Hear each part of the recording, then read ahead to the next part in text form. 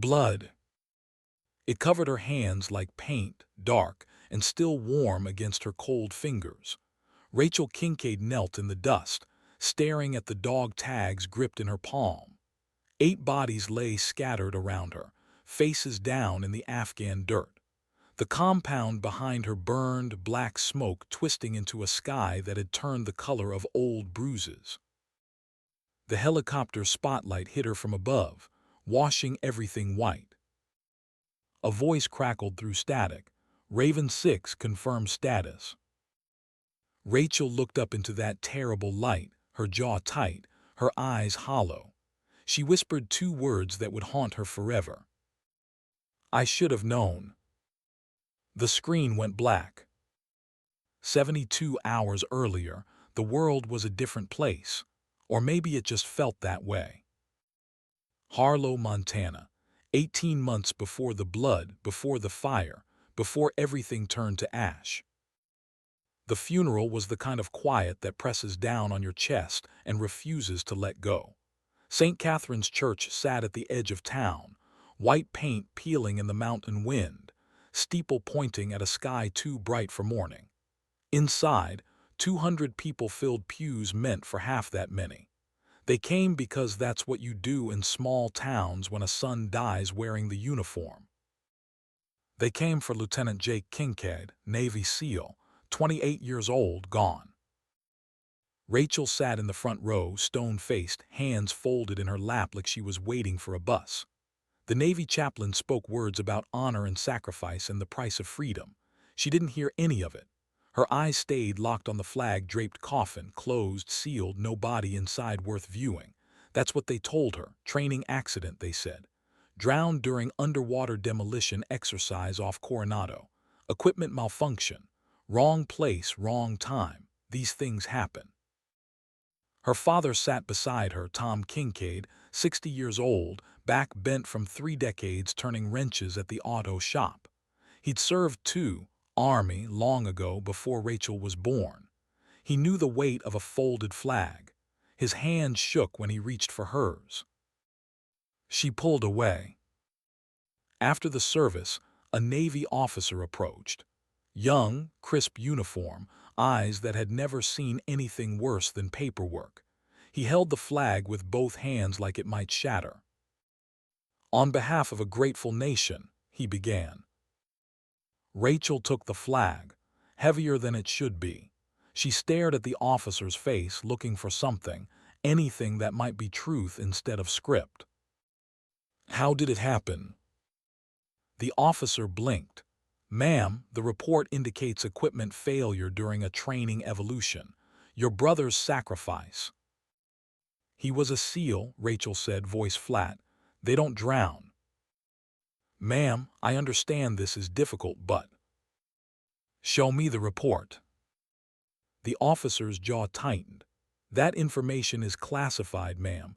I'm truly sorry for your loss. He walked away before she could respond. The flag stayed heavy in her arms. That night, Rachel sat alone in her apartment above the hardware store on Main Street. She'd moved back to Harlow 6 months ago after her mother died. Cancer, slow and mean. Stayed to help her father. Stayed because she didn't know where else to go. She worked as a civilian contractor at the National Guard Armory 20 miles down the highway, filing paperwork, running background checks, nothing that mattered. Jake's letters covered her kitchen table, 43 of them spanning 4 years. She'd read them all twice already, but she read them again now, looking for clues she might have missed. Most were ordinary, whether reports from places he couldn't name, complaints about the food, jokes about his teammates, but 3 letters scattered across 2 years felt different, careful, like he was trying to tell her something without saying it out loud. The first one, dated 3 years back. Rach, remember when I taught you to swim? You were 10, scared of the deep end. I told you something that day, think about it, miss you kid, Jay. She remembered, cold spring day at Miller's Pond. She'd been terrified of the dark water. Jake had crouched beside her on the dock, voice low and serious. If I ever don't come home, don't believe what they tell you. She'd laughed. Why would they lie? Because heroes make people uncomfortable. She hadn't understood then. She understood now. Rachel pulled her laptop close and searched for Jake's official file. She had access, contractor privileges, low level but enough. His service record appeared on screen. Commendations, deployments, training certifications. Then at the bottom, the incident report. 10 pages, every single line redacted except one. Circumstances classified per Department of Defense Directive 5105.67. She copied the number, searched it. The directive was real public record, easy to find. It dealt with special access programs, black operations, the kind of missions that never happened, run by people who didn't exist. Rachel leaned back in her chair, staring at the ceiling. Her brother hadn't drowned. He'd been erased. 3 months passed like water through a sieve. Rachel quit her job at the armory without explanation. Her father asked once, got silence, never asked again. She ran every morning, 5 miles through the mountain trails behind town, pushing until her lungs burned and her legs screamed. She did push-ups until her arms shook, pull-ups on the old playground equipment in the park after dark when no one could see. She wasn't training for anything specific. She was building armor. On a Tuesday in late September, Rachel walked into the Army recruiting office in Billings, 40 miles south. The recruiter, a staff sergeant with tired eyes and a coffee stain on his collar, looked up from his desk. "Help you, miss. I want to enlist." He studied her, mid-20s, fit, serious. "You got a degree. 2 years community college. Could go officer track if you finish." "I don't want to be an officer. I want to be infantry." The sergeant set down his coffee. "Infantry's open to women now, but it's harder than you think. Ranger school, airborne, the whole pipeline, most washout." "I won't." "Why Rangers?" Rachel met his eyes. "Because my brother was SEAL Team 3, and I need to understand what he understood." The sergeant was quiet for a long moment. Then he pulled out the paperwork. She signed her name 23 times. Fort Benning, Georgia, January, rain that felt like nails. The Ranger Assessment and Selection Program, they called it, RASP, 2 months of finding out who breaks and who bends. Rachel stepped off the bus with 64 other candidates, all men except for 2. The other woman tours lasted 3 days before stress fractures sent her home. Rachel became the only one. The instructors didn't care. Staff Sergeant Leon Price, 40 years old, black, built like a fire hydrant, made that clear on day 1. "You want special treatment, you're in the wrong place. You want to earn the tab, you meet the standard. Man, woman, don't matter to me. Gravity doesn't care about your pronouns." Rachel didn't ask for anything. She just moved. 12-mile ruck marches with 65 pounds. She finished middle of the pack, feet bleeding through her boots, face blank. Obstacle courses in the mud, rope climbs, log drills, pugil stick fights against men who outweighed her by 80 pounds. She learned to use leverage, speed, angles. She learned that pain was just information and information could be ignored. At night in the bay with 40 beds and fluorescent lights that never quite turned off, the other candidates whispered. Some thought she was tough. Some thought she was crazy. One, a kid from Texas named Hollies, loud and cocky, made a bet she'd quit by week 2. She never looked at him, never spoke to him, just kept moving. Week 4, navigation exercise. Solo movement through 20 miles of Georgia pine forest with nothing but a map and compass. Candidates released at 2-hour intervals, expected to reach checkpoint by dawn. Rachel moved through the dark like smoke. She'd grown up hunting with Jake in the Montana mountains. These woods were different, humid and thick, but the principle was the same. Read the terrain, trust the compass, don't rush. 3 hours in, she found something. Old firebase, concrete foundation half buried in kudzu. Abandoned, forgotten, slowly being swallowed by the forest. She sat on the edge to check her compass bearing. That's when she saw it. Scratched into the concrete, faint but readable in her red lens flashlight. JK 2015. Jake's initials. 7 years ago, when he would have been going through his own training pipeline. Different unit, different course, but same army, same system. Her brother had sat in this exact spot. Rachel traced the letters with her finger. The loneliness hit her then, sudden and sharp. She'd been running on anger for months, using it like fuel, but here in the dark with his ghost, she felt something else. Not sadness, something older. The understanding that she was walking a path he'd walked, following footprints toward the same cliff. She stood up, checked her compass, kept moving. Checkpoint reached at 5:47 hours. Instructor Price waited with a clipboard and a thermos of coffee. He marked her time, then studied her face. "You good, Kincaid?" "Yes, Sergeant." "You got the look." "What look, Sergeant?" "Like you're trying to prove something to a ghost." He paused. "Your brother was SEAL." Rachel's breath stopped. "How'd you know?" Price looked away, out at the tree line. "I was an instructor here 12 years ago, before I went Ranger Regiment. Worked with some of the NSW guys on a joint training op. There was a kid named Kincaid. Quiet, focused. Best natural swimmer I ever saw, could hold his breath 3 minutes, had the same eyes you got." "You knew Jake?" "Knew of him. We ran one exercise together, urban combat simulation. He moved through that kill house like water, smooth, no wasted motion. Afterward, I asked him how he got so calm under pressure. You know what he said?" Rachel shook her head. "He said his little sister was tougher than him. Said when she was 10, he tried to teach her to swim and she nearly drowned because she refused to quit trying. Said anyone with that kind of stubborn was going to be fine in this line of work." Price looked at her. "That you?" Rachel's throat tightened. "Yeah." "He died, didn't he?" "Training accident, that's what they said."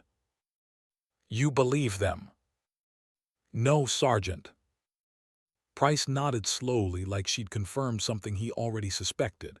He pulled a piece of paper from his pocket, handed it to her.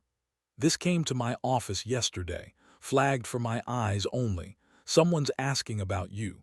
Someone high up the chain asking about your scores, your psych profile, your family background. That's not normal for a RASP candidate." Rachel looked at the paper. Official letterhead, Department of Defense. A request for information about Sergeant Rachel Kincaid, trainee. Requesting party, classified. "What does this mean?" "Means your brother's shadow is longer than you thought. Means someone's been watching you since you enlisted. Maybe before." He took the paper back, folded it. "Get some rest, Kincaid. And when someone offers you something that sounds too good or too secret, remember what your brother told you. Don't believe what they tell you." He walked away before she could ask what he meant. Week 7. Live fire close quarters battle. The kill house, they called it. Plywood rooms and pop-up targets, half friendlies, half threats, everything moving fast. Candidates went through in pairs, scored on speed and accuracy. Rachel partnered with a candidate named Chen, serious, calm, a college dropout from California who never wasted words. They stacked on the door, Price watching from the observation booth above. "Execute." They moved like water. Rachel took left, Chen took right. First room clear. Second room, 2 targets, both hostile. She put round center mass on hers, Chen dropped his. Third room, the hard one. 3 targets. Civilian, hostile, another civilian. Rachel's target appeared. Hostile, rifle coming up. She fired twice, center mass. The target dropped. But the role player behind the target, the one playing the civilian hostage, spoke. Off script. Quiet enough the microphones wouldn't pick it up. "Kincaid, your brother says hello." Rachel froze. Chen kept moving, cleared the room, called clear. But Rachel just stood there, weapon lowering, staring at the role player. Middle-aged man, beard, civilian clothes, face she'd never seen before. "What did you say?" The lights cut, exercise over. When the lights came back, the role player was gone. Rachel searched the building afterward, every room, every corner, found the observation booth where instructors logged scores, asked Price. Who was the role player in room 3? Price checked his roster, frowned. "Don't have a name here, probably contractor. They rotate them in from different companies." "Why?" "No reason, Sergeant." But it wasn't no reason. Someone had gotten a message to her, someone who knew about Jake, someone who was watching. That night, Rachel returned to her bunk after evening chow. 40 beds in neat rows. Her rack was third from the door, left side. She opened her wall locker to stow her gear. An envelope sat on top of her folded PT uniform. No name, no markings, just plain manila. She looked around. The bay was empty. Most of the candidates were still at chow or smoking outside. She took the envelope, stepped into the latrine, locked herself in a stall. Inside the envelope, one photograph. Jake. Recent. She could tell by the beard, longer than he'd ever worn it during active duty. His face thinner, harder, eyes tired. He stood against a concrete wall holding a newspaper. She could just make out the date, 3 months ago. 3 months ago, 6 months after he supposedly drowned. Rachel flipped the photo over. Handwriting on the back, neat block letters. "Stay on path, trust Price, Hummingbird." Her hands shook, not from fear, from rage, from hope, from the sudden terrible understanding that everything she'd been told was a lie and her brother might still be breathing somewhere in the world. She memorized the photo, every detail. Then she tore it into pieces smaller than confetti and flushed it. Evidence was dangerous. Memory was safer. That night she didn't sleep.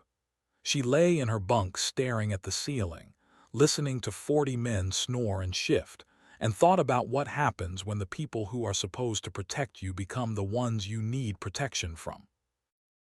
Week 10, graduation. 64 started.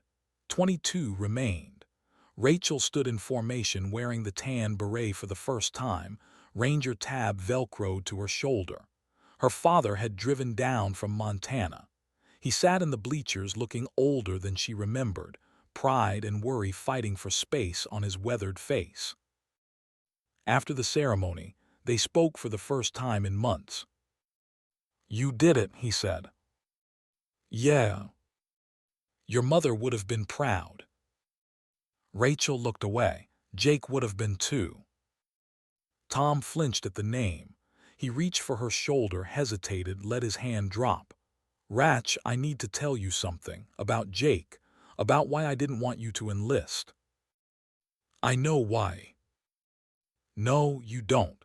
There are things about our family, about me, that you don't know.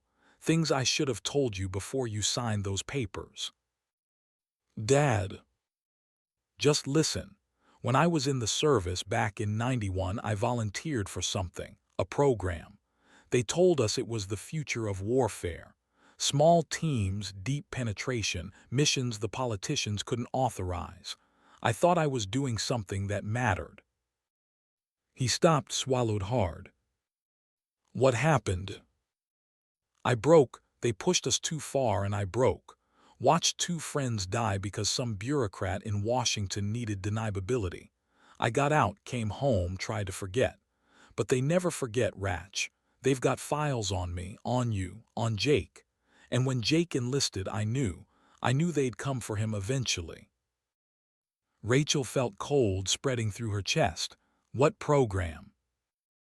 It didn't have a name, or if it did, they never told us. But I've been getting calls, ever since Jake died. Someone asking about you, about your training, your scores. Who? I don't know, but Ratch, you need to be careful. You're good at this. Too good. And that makes you valuable to people who don't care if you come home. Before Rachel could respond, Price approached. He nodded at Tom, Mr. Kincaid. Then to Rachel, got a minute. Tom squeezed her shoulder, walked away. Price waited until he was out of earshot. You've been selected for advanced placement, specialized unit. I can't tell you more unless you accept. Rachel's pulse quickened. This was it, the door her brother had walked through.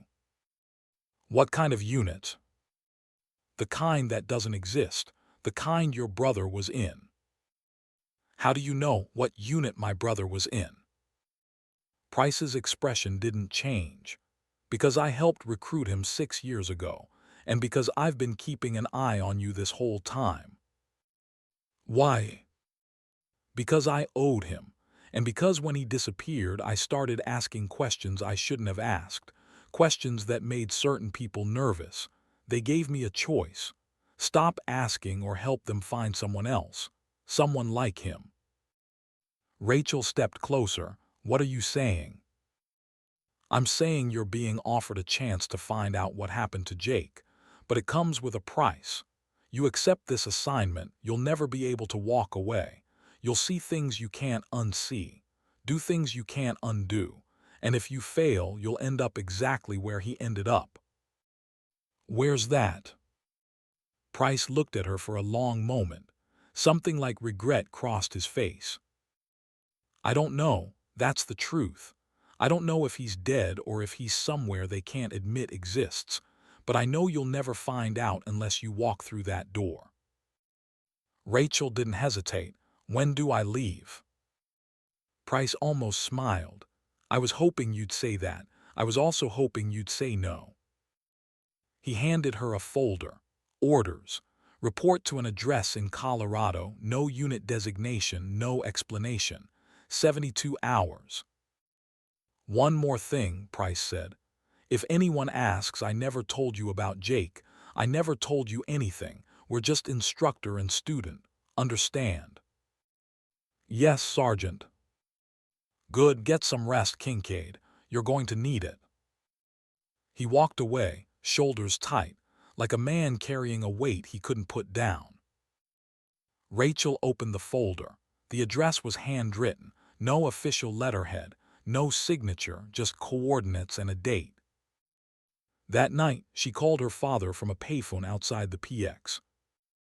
I'm taking another assignment, can't tell you where.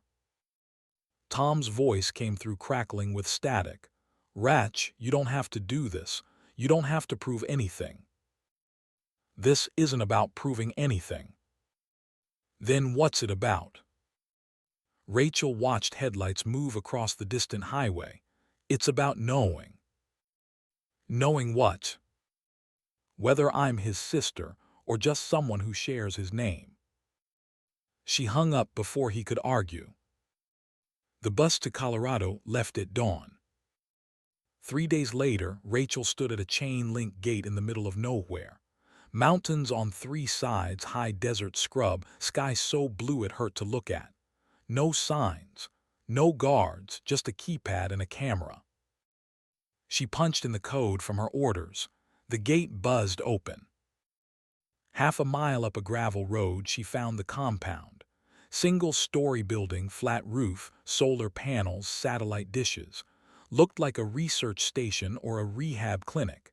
6 vehicles in the lot, all civilian. Inside, a woman waited. Late 30s, fit, short dark hair, eyes that missed nothing. She wore jeans and a black t-shirt. No insignia, no name tag. Kincaid.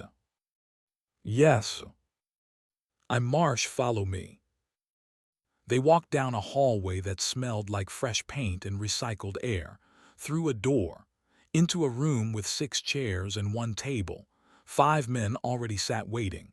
They looked up when Rachel entered, assessed her, looked away. Marsh didn't sit. She stood at the front of the room like a teacher about to give a lecture nobody wanted. You've all been selected for a program that doesn't have a name on any official roster. You won't find it in the budget. You won't find it in any field manual. As far as the Army's concerned, you're on extended training. As far as your families are concerned, you're wherever you told them you'd be. As far as the rest of the world is concerned, you don't exist. She let that sink in. You're here because you're good, better than good. You're here because someone looked at your file and saw something useful. Someone who needs operators willing to do the jobs politicians won't authorize and commanders won't acknowledge. Over the next 8 weeks, we're going to find out if you're capable of those jobs. Most of you won't be. That's fine. You'll wash out, go back to your units, never speak of this place again. She paused. But some of you will make it. And if you do, you'll become something different, something necessary, something the enemy will never see coming and the public will never know existed. One of the men raised a hand. Big guy, infantry scroll on his shoulder. What kind of missions? The kind where you go in alone and come back alone, or don't come back at all. Silence. Marsh looked at each of them. Anyone wants to leave, doors behind you. No shame, this isn't for everyone. Nobody moved. Good, training starts at 0400. Rack assignments are in the hall, get some sleep. She walked out. The 6 candidates sat in silence for a moment. Then one by one they stood and filed into the hallway. Rachel was last. She found her room. 12 by 12, bunk, locker, desk, window looking out at mountains that went on forever. She unpacked her duffel. At the bottom, wrapped in a t-shirt, she found something she hadn't put there, an envelope. She opened it. Another note, same handwriting as before. They're training you for Lazarus Protocol. Your brother was Lazarus 1. They think he's dead. He's not. Trust no one except Price. Final test coming, pass it. Hummingbird. Rachel read it 3 times, burned it in the sink with her lighter, watched the ash swirl down the drain. Lazarus Protocol. Jake was Lazarus 1, which meant she was being groomed to become Lazarus 2, or maybe 5, or maybe just another name on a list of people who went into the dark and never came back. She lay on the bunk and stared at the ceiling. Outside, the sun set over the Rockies, painting everything gold and red, beautiful and indifferent, the kind of beauty that doesn't care if you live or die. Somewhere out there, her brother was alive, or he'd been alive 3 months ago, or someone wanted her to believe he was alive so she'd keep walking deeper into the trap. It didn't matter, she was already committed. At 0400 the lights snapped on, a voice over the intercom. Rise and shine, first evolution in 10 minutes, anyone late gets dropped. Rachel was already dressed.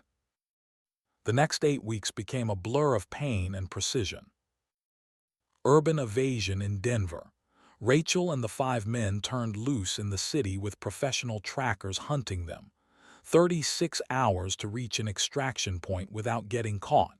She made it. 2 others didn't. Interrogation resistance, real stress positions, real waterboarding. They could tap out any time, automatic failure.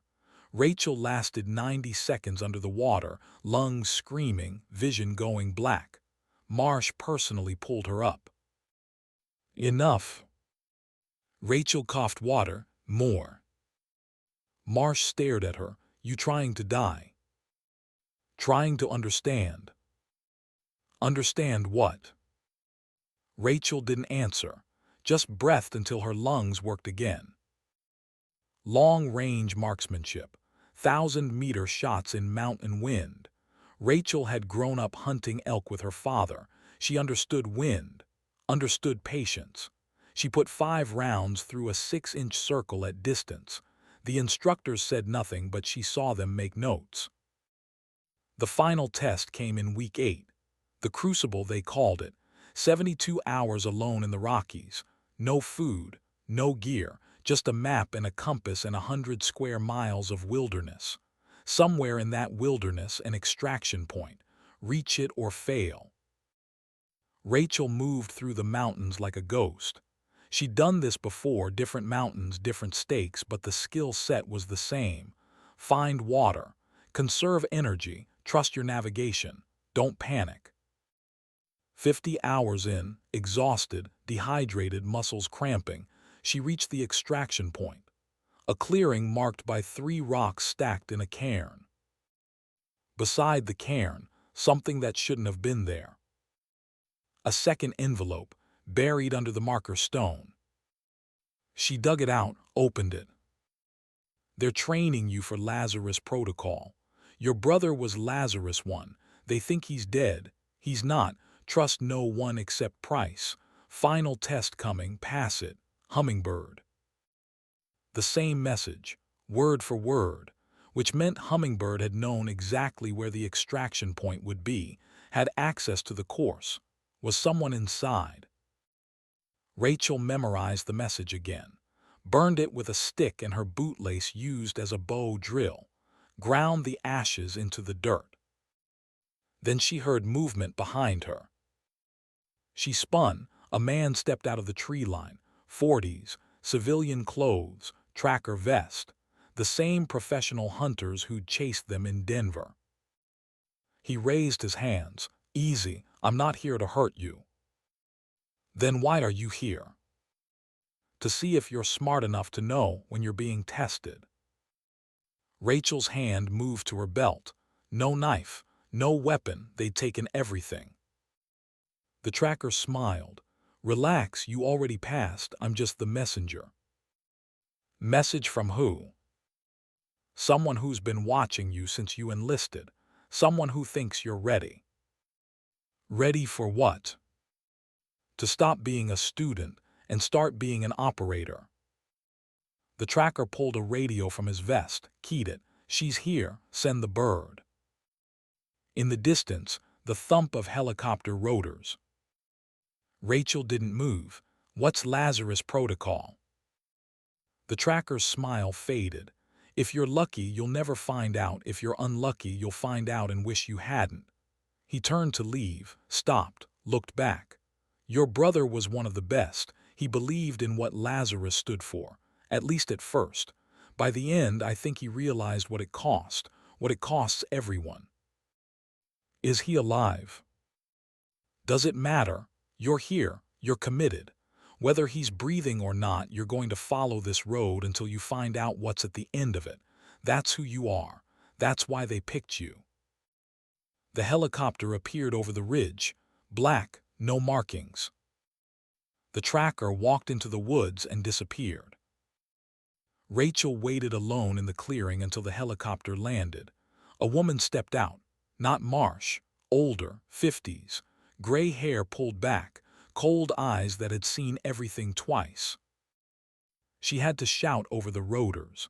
Sergeant Kincaid, Colonel Warren Cross sends his compliments. You've been selected for final phase. We deploy in 48 hours. Deploy where? Kandahar, you'll get the full brief in 24 hours. She gestured to the helicopter. Let's go. Rachel climbed aboard. The bird lifted. Below, the mountains fell away. She looked down at the wilderness, at the clearing, at the rocks where someone had left her a message from the dead. The woman handed her a bottle of water. Rachel drank it in 3 long pulls. You did well, the woman said. Better than expected. Cross is impressed. Who's Cross? You'll meet him tomorrow. For now, get some rest. You look like hell. Rachel leaned back against the vibrating hull of the helicopter. Through the open door, Colorado scrolled past, peaks and valleys and rivers that looked like veins from this height. She closed her eyes but didn't sleep, couldn't sleep. Her mind kept circling back to the same question. Jake was Lazarus one, which meant there had been others before him, and others after, a whole program of ghosts trained and deployed and forgotten. And now she was joining them. The helicopter flew on through the afternoon, chasing the sun west, heading towards something Rachel couldn't see but could feel waiting like a held breath. 24 hours later, she sat in a briefing room with 5 other operators, the men from Colorado, the ones who'd made it through. They looked different now, harder, like something had been taken from them and something else put in its place. At the front of the room, a man in civilian clothes stood with his hands behind his back, 52 years old, white hair, distinguished face, eyes that didn't blink enough. Colonel Warren Cross. "Gentlemen," he said, then nodding to Rachel and Sergeant Kincaid, "welcome to the last briefing you'll ever attend that exists on any official record." He clicked a remote. A map appeared on the screen behind him. Afghanistan, Kandahar province, a compound highlighted in red. 3 weeks ago, a CIA safe house designated Autumn went dark. 4 agency personnel inside. Last transmission indicated hostile compromise. We believe the compound has been taken over by Haqqani network fighters. They're using it as a staging ground for an attack on forward operating base Salerno. 400 American soldiers. He clicked again. Satellite imagery, a convoy of vehicles moving through mountain passes. This convoy will reach Salerno in 96 hours. Intelligence indicates the trucks are carrying vehicle-borne improvised explosive devices, enough to level the base. Your mission is simple. Infiltrate the compound. Eliminate hostile leadership. Recover CIA personnel if possible. Stop the attack. Silence in the room. Then one of the men, Wilson, spoke up. 6 of us against 50 hostiles. That's not a mission. That's a death sentence. Cross looked at him without expression. Martyrdom is their strategy, Sergeant. Precision is ours. You've been trained for exactly this kind of operation. Singleton insertions, high-value targets, surgical strikes. This is what Lazarus was designed for. There it was, the word, out loud, official. Lazarus. Rachel kept her face neutral, but her pulse spiked. She glanced at the others. They showed no reaction, which meant either they already knew or they were better at hiding it than she was. Cross continued. You deploy in 48 hours. Mission brief tomorrow will cover tactical details. For now, get your affairs in order, write your letters, say your goodbyes. Once you board that plane, you're ghosts. If something goes wrong, we will not acknowledge you. We will not recover you. We will not admit you ever existed. Understood? 6 voices, yes, sir. Good, dismissed. The others filed out. Rachel stayed seated. Cross noticed. Something on your mind, Sergeant. My brother, Jake Kincaid. Was he Lazarus? Cross studied her for a long moment. The silence stretched thin. Finally, he said, Get some rest, Sergeant Kincaid. That's not an answer. No, it's not. He walked out, leaving her alone in the briefing room with the map still glowing on the screen. The compound in Afghanistan. The convoy moving toward 400 sleeping soldiers. The mission that was supposed to be simple and surgical but felt like a trap closing around her throat. Rachel stared at the map until someone turned off the projector. Then she walked back to her quarters in the dark, hands in her pockets, mind racing through scenarios and possibilities, and the growing certainty that this mission, this compound, this whole operation was connected to Jake in ways she hadn't figured out yet. Outside her door, she found Price waiting. He looked older than he had at Bennying, tired, like he'd been carrying a weight uphill for years. "We need to talk," he said quietly. She let him in, closed the door. They stood in the small room, not sitting, just two people who knew they were about to cross a line. "You shouldn't have asked Cross about Jake." "I need to know." "What you need is to stay invisible. Asking questions makes you visible, and visible gets you dead." "Then tell me the truth. You recruited Jake. You know what happened to him, tell me."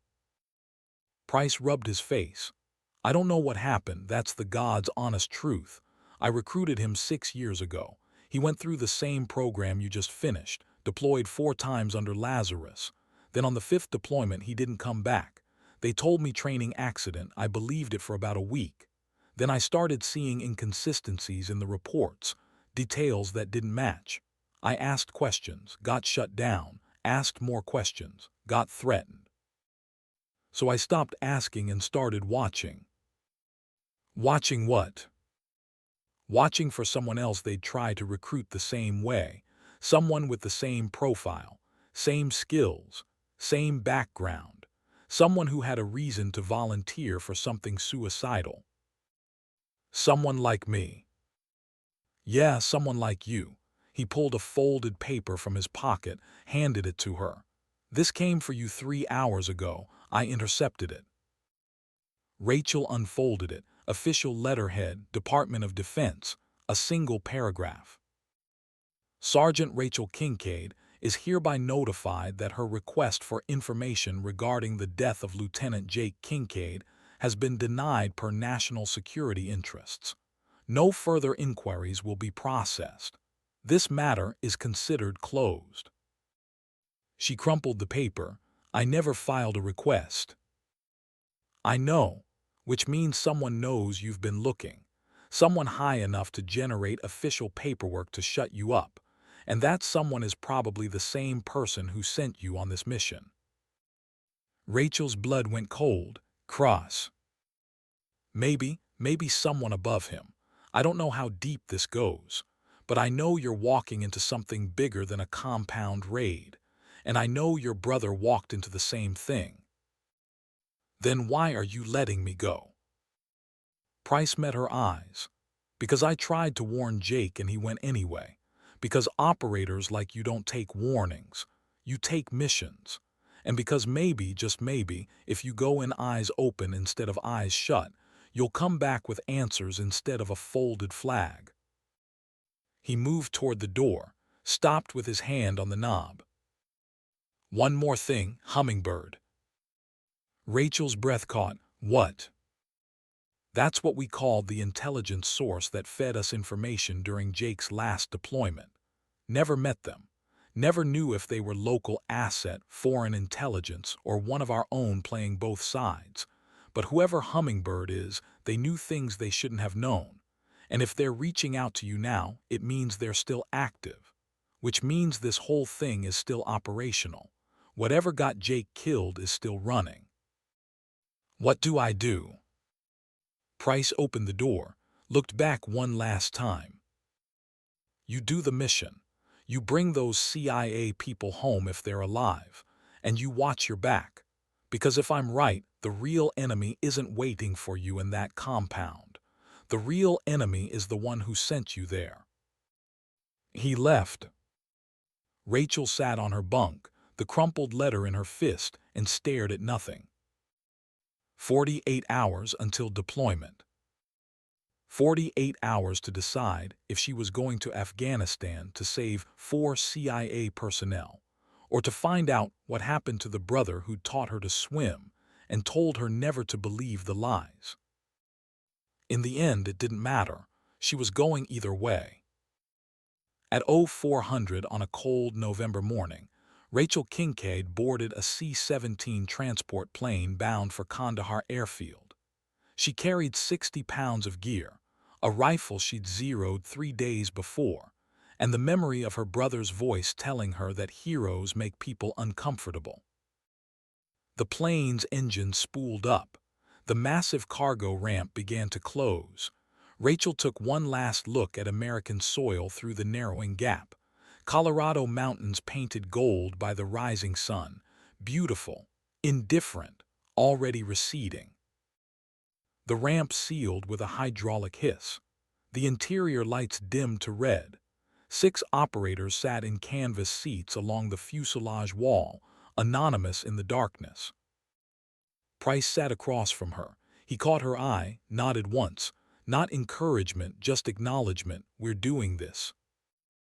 The plane lifted. Rachel felt the moment of weightlessness as the wheels left the runway. Then the climb, steep, fast. The kind of ascent that tells you the pilot wants altitude between the aircraft and whatever might try to bring it down. She closed her eyes, tried to sleep, couldn't. So she just waited, hands folded, breathing steady, counting the hours until she'd walk into a compound that held secrets deeper than any of them knew, toward a mission that wasn't what it seemed, toward the moment when she'd have to choose between the truth that would destroy her and the lie that would save everyone else.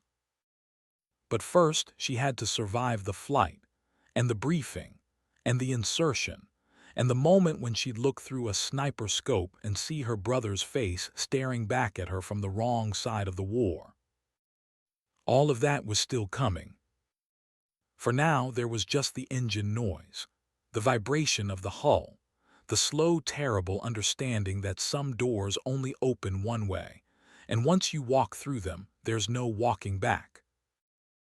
Rachel Kincaid had walked through that door the moment she'd signed those enlistment papers in Billings. Everything since then had been prologue. The real story was about to begin. Somewhere over the Atlantic, the sun rose. Light streamed through the small windows, turning the cargo bay golden. Rachel opened her eyes, watched dust motes dance in the shafts of light, beautiful, temporary, like everything else. Price was awake now too, cleaning his rifle, not because it needed cleaning, because soldiers clean rifles when they need something to do with their hands. "You scared?" he asked without looking up. "No." "You should be. Fear keeps you sharp." "I'm not afraid of dying." "That's not what I asked." Rachel thought about it. "I'm afraid of not knowing, of going through all this and still ending up with questions instead of answers." "That's a good fear. That's the kind that keeps you asking the right questions." Price looked at her. "Your brother had that same fear, drove him crazy, couldn't let things go, couldn't accept the official story when it didn't match what he'd seen with his own eyes. That's what made him a good operator. It's also what got him into trouble." "What kind of trouble?" "The kind where you know too much and the people in charge can't afford to let you talk about it." He went back to cleaning his rifle. "You're about to walk into that same trouble. Difference is, you know it's coming. Jake didn't. Use that advantage." The plane flew on, over ocean, over continents, carrying 6 ghosts toward a war that had been running longer than some of them had been alive. Rachel stared at her hands. The same hands that would, in 72 hours, be covered in blood and dust. The same hands that would grip dog tags while a helicopter spotlight washed everything white. The same hands that would have to choose, in the moment that mattered most, between following orders and following conscience. She didn't know yet which choice she'd make. Didn't know if anyone could know that until the moment arrived and all the hypotheticals became real. But she knew one thing. Whatever happened in that compound, whatever truth she found, whatever price she paid, she wouldn't look away, wouldn't close her eyes, wouldn't take the easy path if it meant abandoning the people who depended on her to choose hard right over easy wrong. Jake had taught her that, on the dock at Miller's Pond, in the letters he'd written, in the choice he'd made to keep fighting even when fighting meant dying. Trust your gut, don't believe the lies, and when you're drowning, figure it out or die trying. She'd figured it out once, she'd figure it out again. The C-17 began its descent toward Kandahar. Below, Afghanistan waited, ancient, patient, indifferent to the small human dramas playing out on its surface.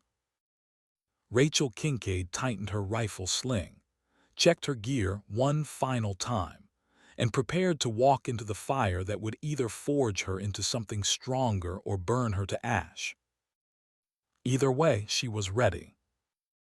The C-17 touched down on Kandahar airfield at 3:47 hours local time. The ramp lowered into darkness thick as oil, and the heat hit Rachel like a fist. Afghanistan in November was supposed to be cold, but the tarmac still radiated the day's stored warmth, mixing with jet fuel and dust to create a smell she'd remember for the rest of her life. 6 operators stepped off the plane into a war that had been running longer than some of them had been alive. Rachel shouldered her pack and followed Price across the flight line toward a cluster of low buildings that seemed to shimmer in the heat distortion rising from the concrete.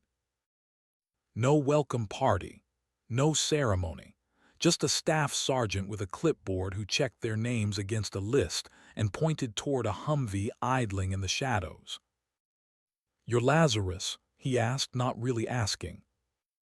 "We're here for the briefing," Price said. The sergeant's expression went carefully blank. "Right, the briefing." He handed Price a folder. "Building 7, colonels waiting, and sergeant." He looked at each of them in turn. "Whatever they told you about this mission, it's worse." He walked away before anyone could ask what he meant. The Humvee drove them deeper into the base, past rows of containerized housing units and guard towers manned by soldiers who looked too young and too old at the same time. Rachel watched them through the armored glass. Some smoked. Some stared into the distance. Some cleaned weapons that were already clean. The 1,000-yard stare, her father had called it. The look of people who'd seen too much and couldn't unsee it. Building 7 was unmarked, squat, surrounded by concrete barriers and razor wire. The kind of place where things happened that never made it into reports. Inside, the briefing room was cold enough to hurt. Air conditioning running full blast against the desert heat. A long table, folding chairs. A projector screen showing a map of Kandahar province with red circles and blue lines that meant something to someone. Colonel Warren Cross stood at the head of the table wearing civilian clothes, khakis and a polo shirt, like he was about to play golf instead of send 6 people into hell. Behind him, a younger man in a suit, 30s, nervous energy radiating off him like static. Cross nodded as they filed in. "Sergeant Kincaid, gentlemen, this is Harris, CIA. He'll be providing intelligence support for your operation." Harris tried to smile. Failed. He looked like someone who'd been awake for 3 days and expected to be awake for 3 more. "Please sit," Cross said. They sat. Rachel took a chair at the far end next to the door, always thinking about exits. Old habit from her father. Never sit where you can't see the way out. Cross clicked the remote. The map zoomed in on a compound 40 kilometers from the Pakistan border. Satellite imagery, high resolution, recent. Rachel could make out individual buildings, vehicles, even people moving in the courtyard. "This is Safehouse Autumn," Cross began. "CIA forward operating location, established 3 years ago for intelligence gathering and liaison with local assets. 3 weeks ago, all contact ceased. Last transmission from the site officer indicated hostile forces approaching. Since then, silence." He clicked again. New image. Thermal satellite footage showing heat signatures clustered inside the compound. "We count approximately 35 hostiles currently occupying the site. Mixture of Haqqani network fighters and foreign militants. They've fortified the position, set up checkpoints on all approach routes, and established a staging ground for what we believe is a planned attack on Fob Salerno." Harris spoke up, voice tight. We have intelligence suggesting the attack will utilize vehicle-borne explosives. The convoy you saw in yesterday's briefing. 4 trucks carrying enough ordnance to level a city block. 400 American soldiers at Salerno. Minimal hardened structures, if those trucks reach the base. He didn't finish, didn't need to. Cross continued. Your mission is threefold. 1. Infiltrate the compound and neutralize hostile leadership. 2. Recover any surviving CIA personnel. 3. Prevent the attack on Salerno by any means necessary. Time hack is 96 hours from now. After that, the convoy enters a zone where we lose satellite coverage. We'll be blind. Wilson raised a hand. Sir, with respect, 6 operators against 35 plus hostiles in a fortified position. What's the support package? You are the support package, Sergeant. This operation is black. No air support. No quick reaction force. No medevac. You go in quiet, you complete the mission, you exfiltrate on your own. If you're compromised, you're on your own. The room went silent. Rachel could hear the air conditioning, the hum of the projector, someone breathing too loud. Questions? Cross asked. Rachel spoke. The CIA personnel, how many? Harris answered. 4.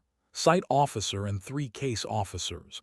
But Sergeant, you need to understand, recovery is secondary to stopping that convoy, if you have to choose.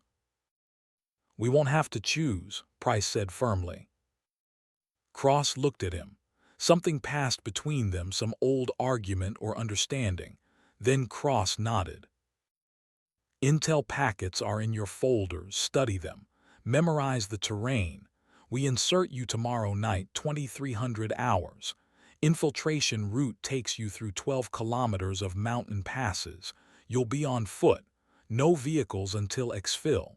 Questions? No one spoke. Good, get some rest. Use the next 24 hours to prep your gear and square away your personal affairs. Dismissed.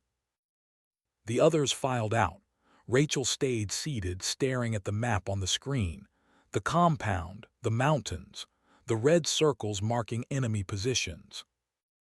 Cross noticed something else, Sergeant Kincaid. Those CIA personnel, you have names. Harris checked his tablet. Site officer is classified. The 3 case officers are McKinney, Rodriguez, and, he paused, frowned. That's odd. 3rd name is redacted in my file. Redacted by who? Doesn't say. And there's a note here. 4th personnel entry shows clearance level higher than mine. That's unusual for a case officer. Rachel's instinct flared. Could be military attached to CIA. Harris looked uncomfortable. Possibly, but if that's the case, I should have been briefed. Cross's jaw tightened. The mission parameters remain unchanged. You recover whoever's there. Identity is secondary to extraction. But Rachel saw it in his eyes. A flash of something, not surprise, recognition. He knew who the 4th person was, and he'd classified it above Harris's level deliberately. She stood. I'd like to see the original personnel roster. That's above your clearance level. Then raise my clearance. Sergeant, you're already cleared for the mission. That's all you need. Rachel walked to the map, stood close enough to see individual pixels. My brother Jake Kincaid, he was Lazarus. You deployed him to this area. Same province. Same kinds of missions. I need to know if there's a connection. There's no connection. Then you won't mind showing me his file. Cross walked to where she stood. Up close, he was shorter than she'd expected, but his eyes were hard as rivets. Your brother's file is sealed. His missions are classified, and even if I could show you, it wouldn't change the mission you're about to undertake. You want answers about Jake. Complete this operation successfully and we'll talk. Until then, stay focused on the task at hand. He walked out. Harris hesitated, looking like he wanted to say something. Then he followed. Rachel stood alone in the briefing room, staring at the compound on the screen. Somewhere in that cluster of buildings, people were being held. Maybe alive, maybe dead, maybe something worse. And maybe, just maybe, one of them knew what had happened to Jake. She memorized the map, every building, every wall, every approach route, burned it into her brain like her father had taught her to memorize elk trails back in Montana. Know the terrain better than the enemy knows it. That's how you survive. Outside, the sun was rising over the airfield. F-16s took off in pairs, afterburners lighting the dawn. Somewhere to the north, someone was having a very bad morning. That's how it worked in Afghanistan. Bad mornings arrived on wings, sudden and absolute. Rachel found the team in a transit barracks at the edge of the base. 6 cots, 6 lockers, 6 people who didn't quite trust each other yet but would have to by tomorrow night. Price sat on his bunk cleaning his rifle, not because it needed cleaning, because soldiers clean rifles when they're thinking. "You push Cross pretty hard back there," he said without looking up. "He's hiding something." Everyone's hiding something. Doesn't mean you're entitled to know what. Rachel sat across from him. "You really think those CIA personnel are alive?" Price stopped cleaning, met her eyes. "Honestly, no. If they were alive and the situation was recoverable, they'd have sent a full team. Delta, SEALs, not 6 Rangers on a black op. They're sending us because we're deniable. We fail, they can say it never happened. We succeed, they can claim it was local forces. Win-win for everyone except us." Then why go? Because 400 soldiers at Salerno didn't sign up to die in a truck bomb. Because sometimes the mission is bigger than whether you survive it. And because I've been doing this long enough to know that the only thing worse than a bad mission is living with the knowledge you could have prevented something and didn't. He went back to cleaning his rifle. Subject closed. Rachel spent the next 18 hours in a state of controlled paranoia. She checked her gear 3 times. Magazines loaded, rounds counted, springs tested. Night vision batteries fresh. Radio encrypted and tested. Medical kit inventoried. Climbing rope inspected inch by inch. Every piece of equipment that could fail, she assumed would fail and prepared backup. The others did the same. Wilson, the big guy from Texas, kept to himself, writing a letter he'd fold and unfold and rewrite. Martinez, the medic, prayed quietly in Spanish, fingers moving over rosary beads worn smooth from use. Chen, the sniper, cleaned his rifle with the kind of focus that looked like meditation. DeVos, the demo expert, studied the compound layout, measuring distances, calculating blast radii, doing math in his head. And Price, always Price, moving between them like a shepherd checking his flock, offering advice, sharing experience, making sure everyone was ready not just physically but mentally for what was coming. At 2100 hours they geared up, 70 pounds each, armor, ammunition, water, medical, demo, rope, night vision, radio, backup radio, knife, more ammunition. Rachel had carried heavy rucks before, but this was different. This weight had purpose. Every pound was something that might keep her alive. At 22:47 hours, a Black Hawk helicopter lifted them off the tarmac and turned north toward the mountains. No lights, no radio chatter, just the thump of rotors and the vibration of the airframe, and 6 people sitting in the dark with their own thoughts. Rachel looked out the open door. Below, Afghanistan scrolled past in shades of green through her night vision. Villages like scattered embers, roads like veins, rivers like silver threads, beautiful and deadly. A land that had been eating empires for thousands of years. The crew chief held up 10 fingers, 10 minutes. The helicopter dropped low, hugging the terrain, using the mountains for cover. Rachel's stomach lurched with every sudden maneuver. She focused on breathing, in through the nose, out through the mouth, slow, controlled, the way her father taught her before her first elk hunt. 5 fingers. The bird flared, rotors biting air. The crew chief pointed to the door. Go. They fast roped into darkness, dropping 12 feet to rocky ground. The helicopter pulled away before the last man cleared the rope. Sound discipline. In and out in 30 seconds. Any longer and you give the enemy time to react. Rachel hit the ground, took a knee, scanned her sector. Nothing but rocks and scrub and mountains that looked like teeth against the stars. Behind her, the helicopter was already gone, sound fading into the general ambient noise of the desert night. Price's voice barely a whisper, "Rally on me." They moved to him, 6 shadows in the dark. He checked each one with a hand signal, all good. Then he pointed north and started walking. 12 kilometers to the compound. 4 hours if the terrain cooperated, 6 if it didn't. They moved in single file, Rachel on point because she was smallest and quietest. Every 50 meters she'd stop, listen, scan with night vision. Behind her, the others did the same, leapfrogging through the dark. Old infantry tactics that worked because they were simple. The mountains were quiet, too quiet.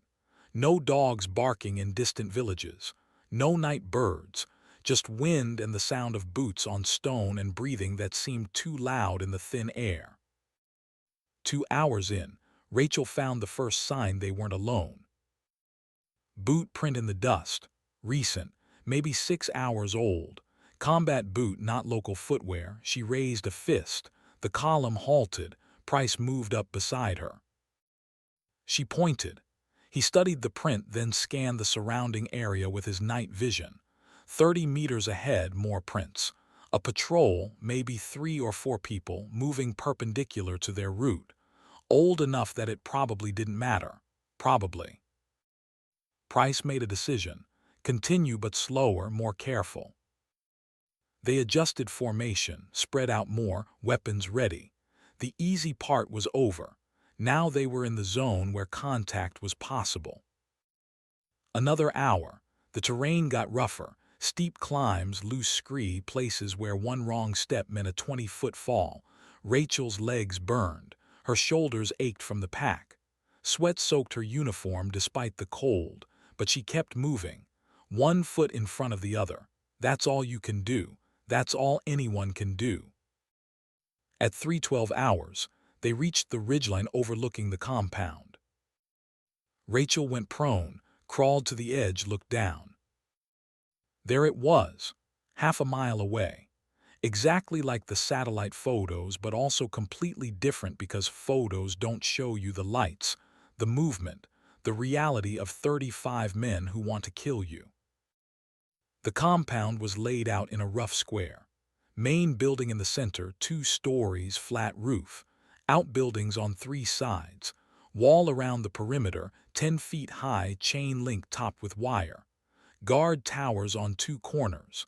Floodlights at intervals, creating pools of harsh white light and deep shadow. And in the courtyard, 4 figures. Kneeling, hands behind their heads, guarded by 2 men with rifles. Rachel pulled out her spotting scope, zoomed in. The figures wore civilian clothes, dirty, torn, hoods over their heads. Hard to tell if they were alive or just propped up. She shifted to the guards, scanned their faces. Young, maybe 20. AK pattern rifles, chest rigs with extra magazines, alert but not twitchy, professionals not fanatics. She panned across the rest of the compound, counted sentries, noted their patterns, looked for weak points in the perimeter. And then she saw something that made her breath stop. One of the hooded prisoners turned his head slightly, adjusting position. The hood slipped, just for a second, just enough for her to see his profile in the floodlight. It was a face she'd seen 1,000 times, a face she'd grown up with, a face that was supposed to be dead. Jake. Her brother, older, thinner beard, but unmistakably him.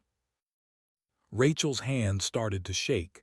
She gripped the scope tighter, forcing herself to stay still. Not possible. He drowned. They sent her a flag, held a funeral. He was gone. Except he wasn't. Price crawled up beside her. What have you got? Rachel couldn't speak. She handed him the scope, pointed. Price looked, his body went rigid. Jesus Christ. That's Jake, Rachel whispered. I know. You said you didn't know what happened to him. I didn't, I thought he was dead. We all did. Price lowered the scope. Rachel, this changes everything. We're getting him out. Listen to me. That's not the mission. The mission is to stop the convoy and eliminate hostile leadership. Recovery of CIA personnel is secondary. Your brother isn't even supposed to be alive. I don't care about the mission. I'm not leaving him.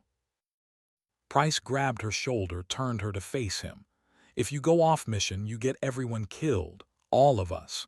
Those 400 soldiers at Salerno. And you still don't get Jake out because you'll be dead too. You understand me, you have to think. Rachel shook him off. I am thinking Jake's alive, which means everything they told me was a lie, which means this whole mission is a lie. We're not here to recover CIA personnel. We're here to clean up evidence. And my brother is part of that evidence. Price was quiet for a long moment. Then he keyed his radio. Team, rally on my position. The others crawled up. Chen with his sniper rifle. Wilson with the breaching charges. Martinez with his medical pack. DeVos with enough explosives to level a building. Price briefed them quickly. Change of plans. One of those prisoners is Kincaid's brother, former SEAL, thought to be KIA 18 months ago. Now he's down there with a hood on his head. Wilson swore. Chen said nothing. Martinez crossed himself. DeVos looked at Rachel. What do you want to do? I want to know why they're keeping American operators prisoner in a CIA safe house, Rachel said. And then I want to get them out. Wilson shook his head. This is FUBAR, we should call it in, get guidance. From who? Rachel asked. Cross, the same guy who told me my brother was dead. You really think he's going to give us honest guidance? She's right, Chen said quietly. Something's wrong here. CIA doesn't take its own people prisoner. And if those are hostile forces holding that compound, why haven't they executed the prisoners or paraded them on video? This doesn't track. Price studied the compound through his scope. I've been in country for tour, seen a lot of strange things, but I've never seen anything like this. Americans holding Americans prisoner and calling it a hostile takeover. That's not insurgent activity. That's something else. So what's the play? DeVos asked. Rachel had already done the math. Chen, you take over watch from here. 300-meter shots, you can cover the whole compound. Wilson, you and DeVos breach the south wall, create a diversion. Price, Martinez, and I go in through the north side, straight to the prisoners.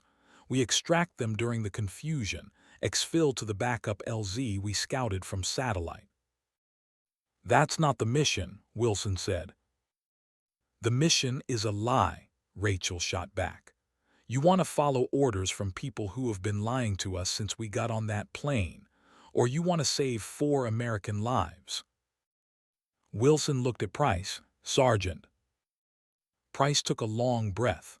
I've followed a lot of orders in my career, some good, some bad. This one feels bad. I'm with Kincaid. This is treason, Wilson said. Maybe, or maybe it's the most loyal thing we'll ever do. Price checked his watch. We've got 3 hours until dawn. That's our window. After sunrise, we're too exposed. Everyone clear on the plan. Nods all around. Even Wilson, reluctant but committed. They spent the next 30 minutes in detailed planning. Chen identifying firing positions. Wilson and DeVos calculating where to place charges for maximum chaos and minimum casualties. Rachel memorizing the route from the wall to the prisoners. At 4:15 hours they moved. Chen stayed on the ridge with his rifle, eye to the scope, finger on the trigger. The others descended the slope in the darkness, moving like ghosts toward the compound. The fence was chain link, easy to cut. Rachel pulled wire cutters from her pack, snipped a section large enough to crawl through. They slipped inside one by one, staying in the shadows between floodlights. The compound smelled like diesel and cooking fires and something else. Fear, maybe, or just the accumulated weight of bad decisions. Rachel led them along the north wall, moving slow, stopping every few feet to listen. Somewhere ahead, voices, guards talking. One laughed. The sound carried in the still air. They reached the corner of a building. 30 feet beyond the courtyard, the prisoners. 2 guards visible, weapons slung, relaxed. Rachel keyed her radio, clicked twice, ready. Chen's voice in her ear barely audible.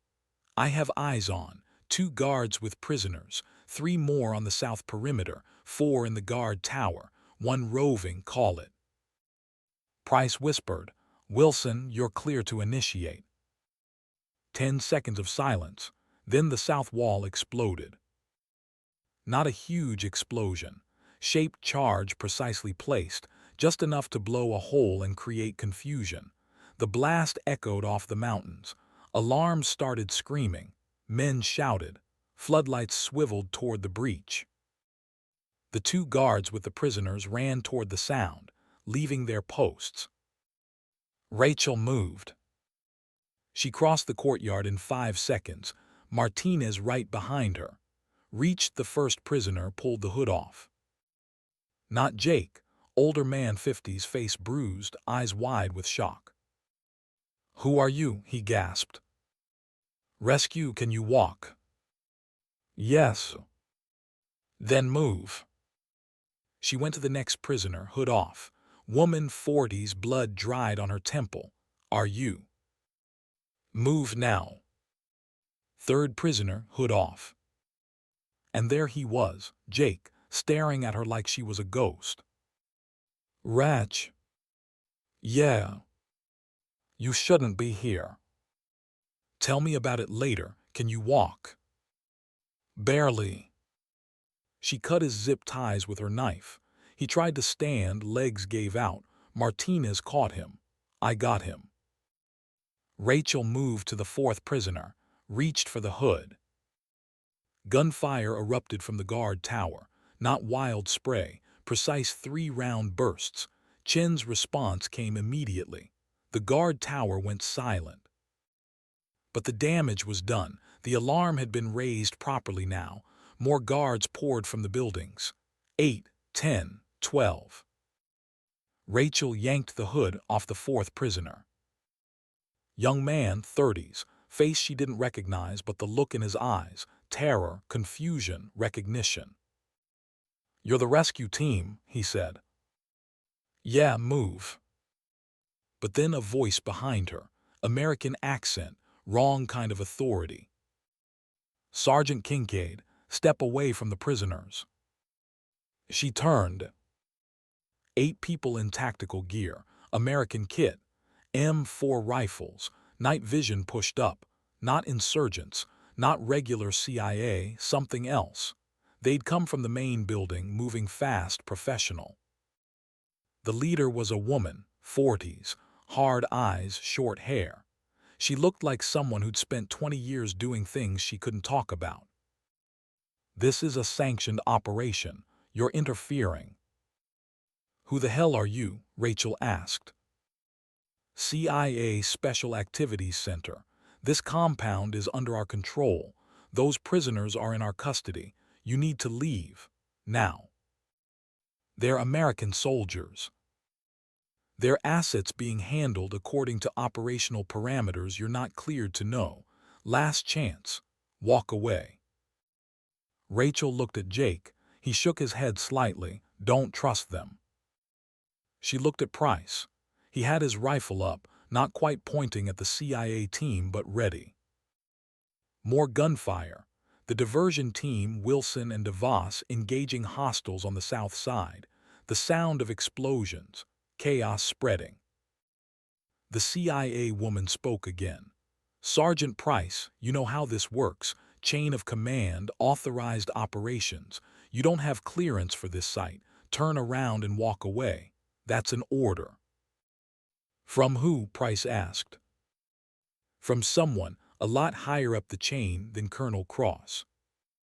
That's when Rachel understood. This wasn't about rescuing CIA personnel. This wasn't about stopping a convoy. This was about eliminating evidence. Jake and the others weren't hostages. They were prisoners. American prisoners held by Americans in a black site that officially didn't exist. And Rachel's team had just walked into the middle of it. Price must have reached the same conclusion because his rifle came up, centered on the CIA team leader. Nobody's taking these people anywhere except with us. You're making a mistake, Sergeant. Wouldn't be my first. The standoff stretched. 18 people with weapons. One wrong move and everyone dies. Then Chen's voice crackled in Rachel's ear. Price, we got movement. Multiple vehicles approaching from the east. Military pattern, American markings. The CIA team leader smiled. That would be the containment unit. They'll be here in 3 minutes. You can surrender now and face court-martial, or you can fight and face a closed casket funeral. Your choice. Rachel's mind raced. They were boxed in. CIA team in front. Containment team coming from behind. No way to fight through both and extract 4 prisoners. She looked at Jake again. He mouthed 2 words. Hummingbird basement. Basement. She hadn't seen a basement entrance on the satellite photos, but if it existed, it might be a way out. She keyed her radio. Chen, can you see a basement entrance? Any building? Pause. Negative. Wait. Main building north side, there's a bulkhead. Might be access. Rachel grabbed Jake. Can you get us to the basement? If we're fast. Price, we're moving. Wilson, DeVos, collapse that south breach. Buy us time. Copy. Rachel half-carried, half-dragged Jake toward the main building. Martinez had the older CIA officer. Price had the woman. The 4th prisoner, the younger man, moved on his own. Behind them, more explosions. Wilson and DeVos doing their job, screams, gunfire, chaos. But the CIA team was moving too. Flanking, professional, they knew this compound, knew every angle. Rachel found the bulkhead exactly where Chen said it would be, padlocked. She shot the lock, yanked it open. Stairs leading down into darkness. Bullets sparked off the concrete beside her head. She fired back, 3-round burst, suppressive, not aimed to kill, just to buy seconds. They descended. The basement was cool, concrete, smelling of mold and old fear. Jake led them through a corridor lined with empty cells. They built this place for interrogations, Jake said, voice hoarse. CIA used it for high-value targets. Then someone decided it was useful for other things. Other things like holding American operators, Rachel asked. Like testing how far operators would go to survive. Psychological studies, breaking points. They called it Project Lazarus, using dead men to see what makes soldiers tick. You were never dead. Not physically, but on paper, yeah, drowned off Coronado, nice funeral, flag presentation, the whole show. Meanwhile, I was here being used as a lab rat. They reached a door. Jake pushed it open. Tunnel, crude, hand dug, shored up with timber. This leads about half a click north, comes out in a wadi. We dug it over 6 months. They never found it. Rachel stared at him. You've been planning escape for 6 months. We've been planning escape since day 1. Just needed someone to create enough chaos topside to give us a window.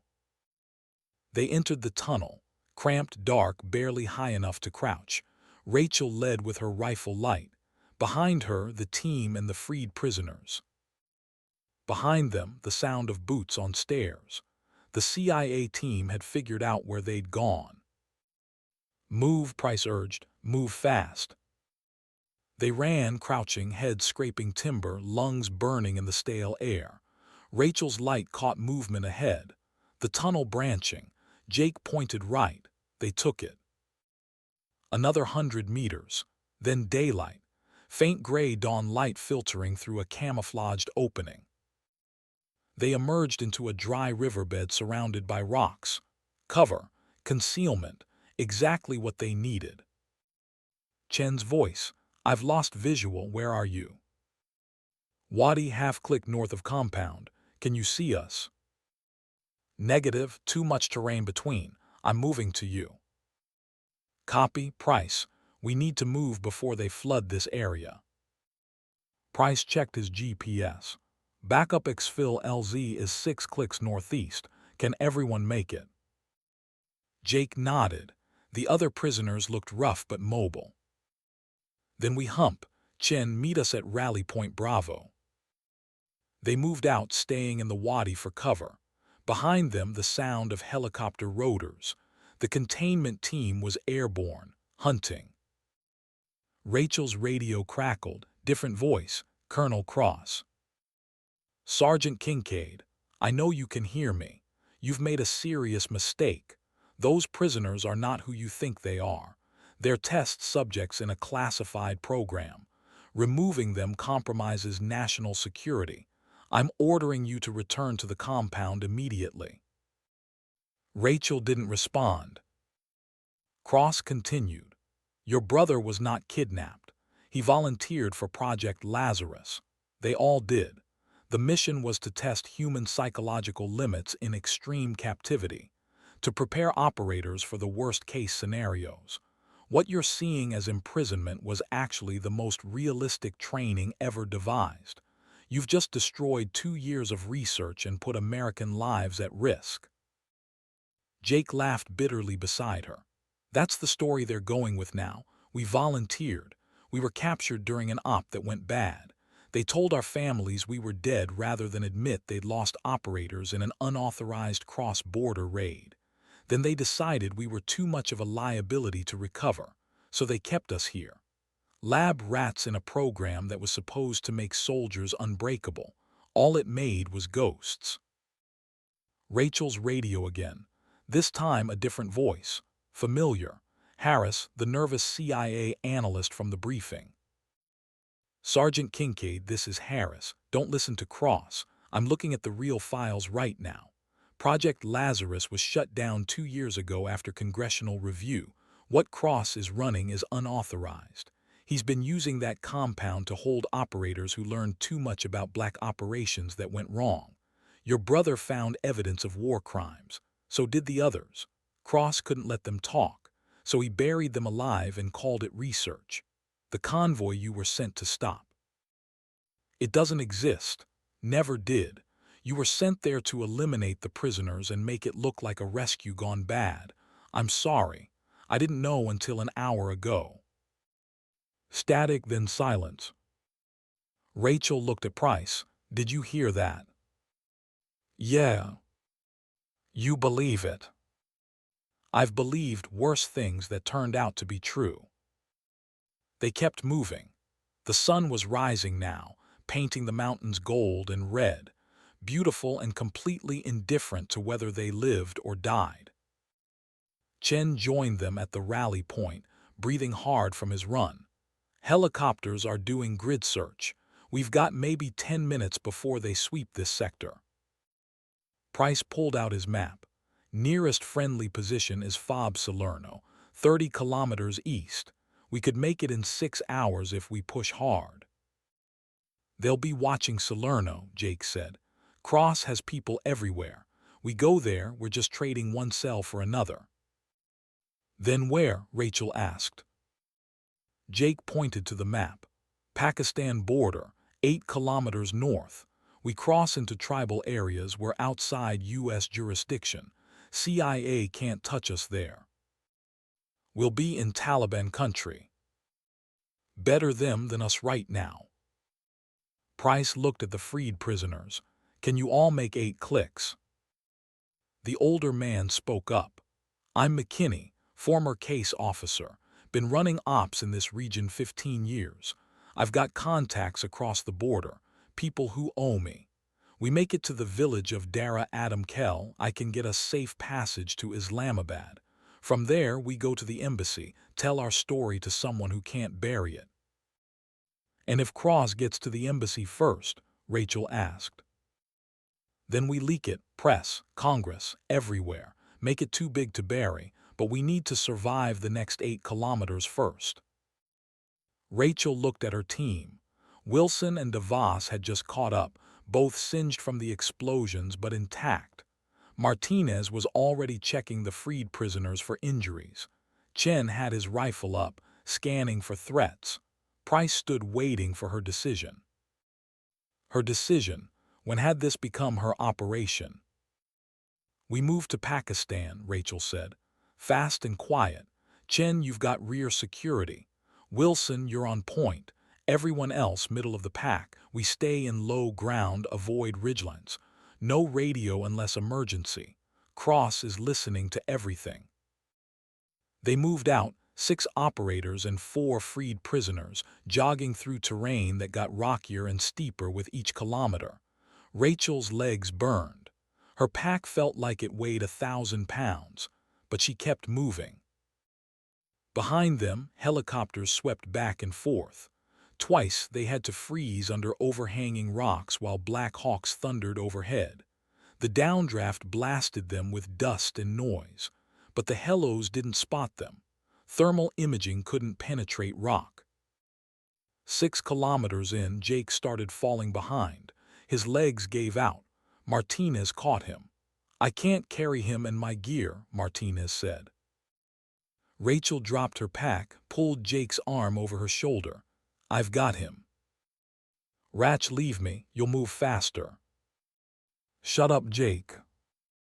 They kept moving, slower now. The border was close. Rachel could see the marker posts, white painted stones every 100 meters.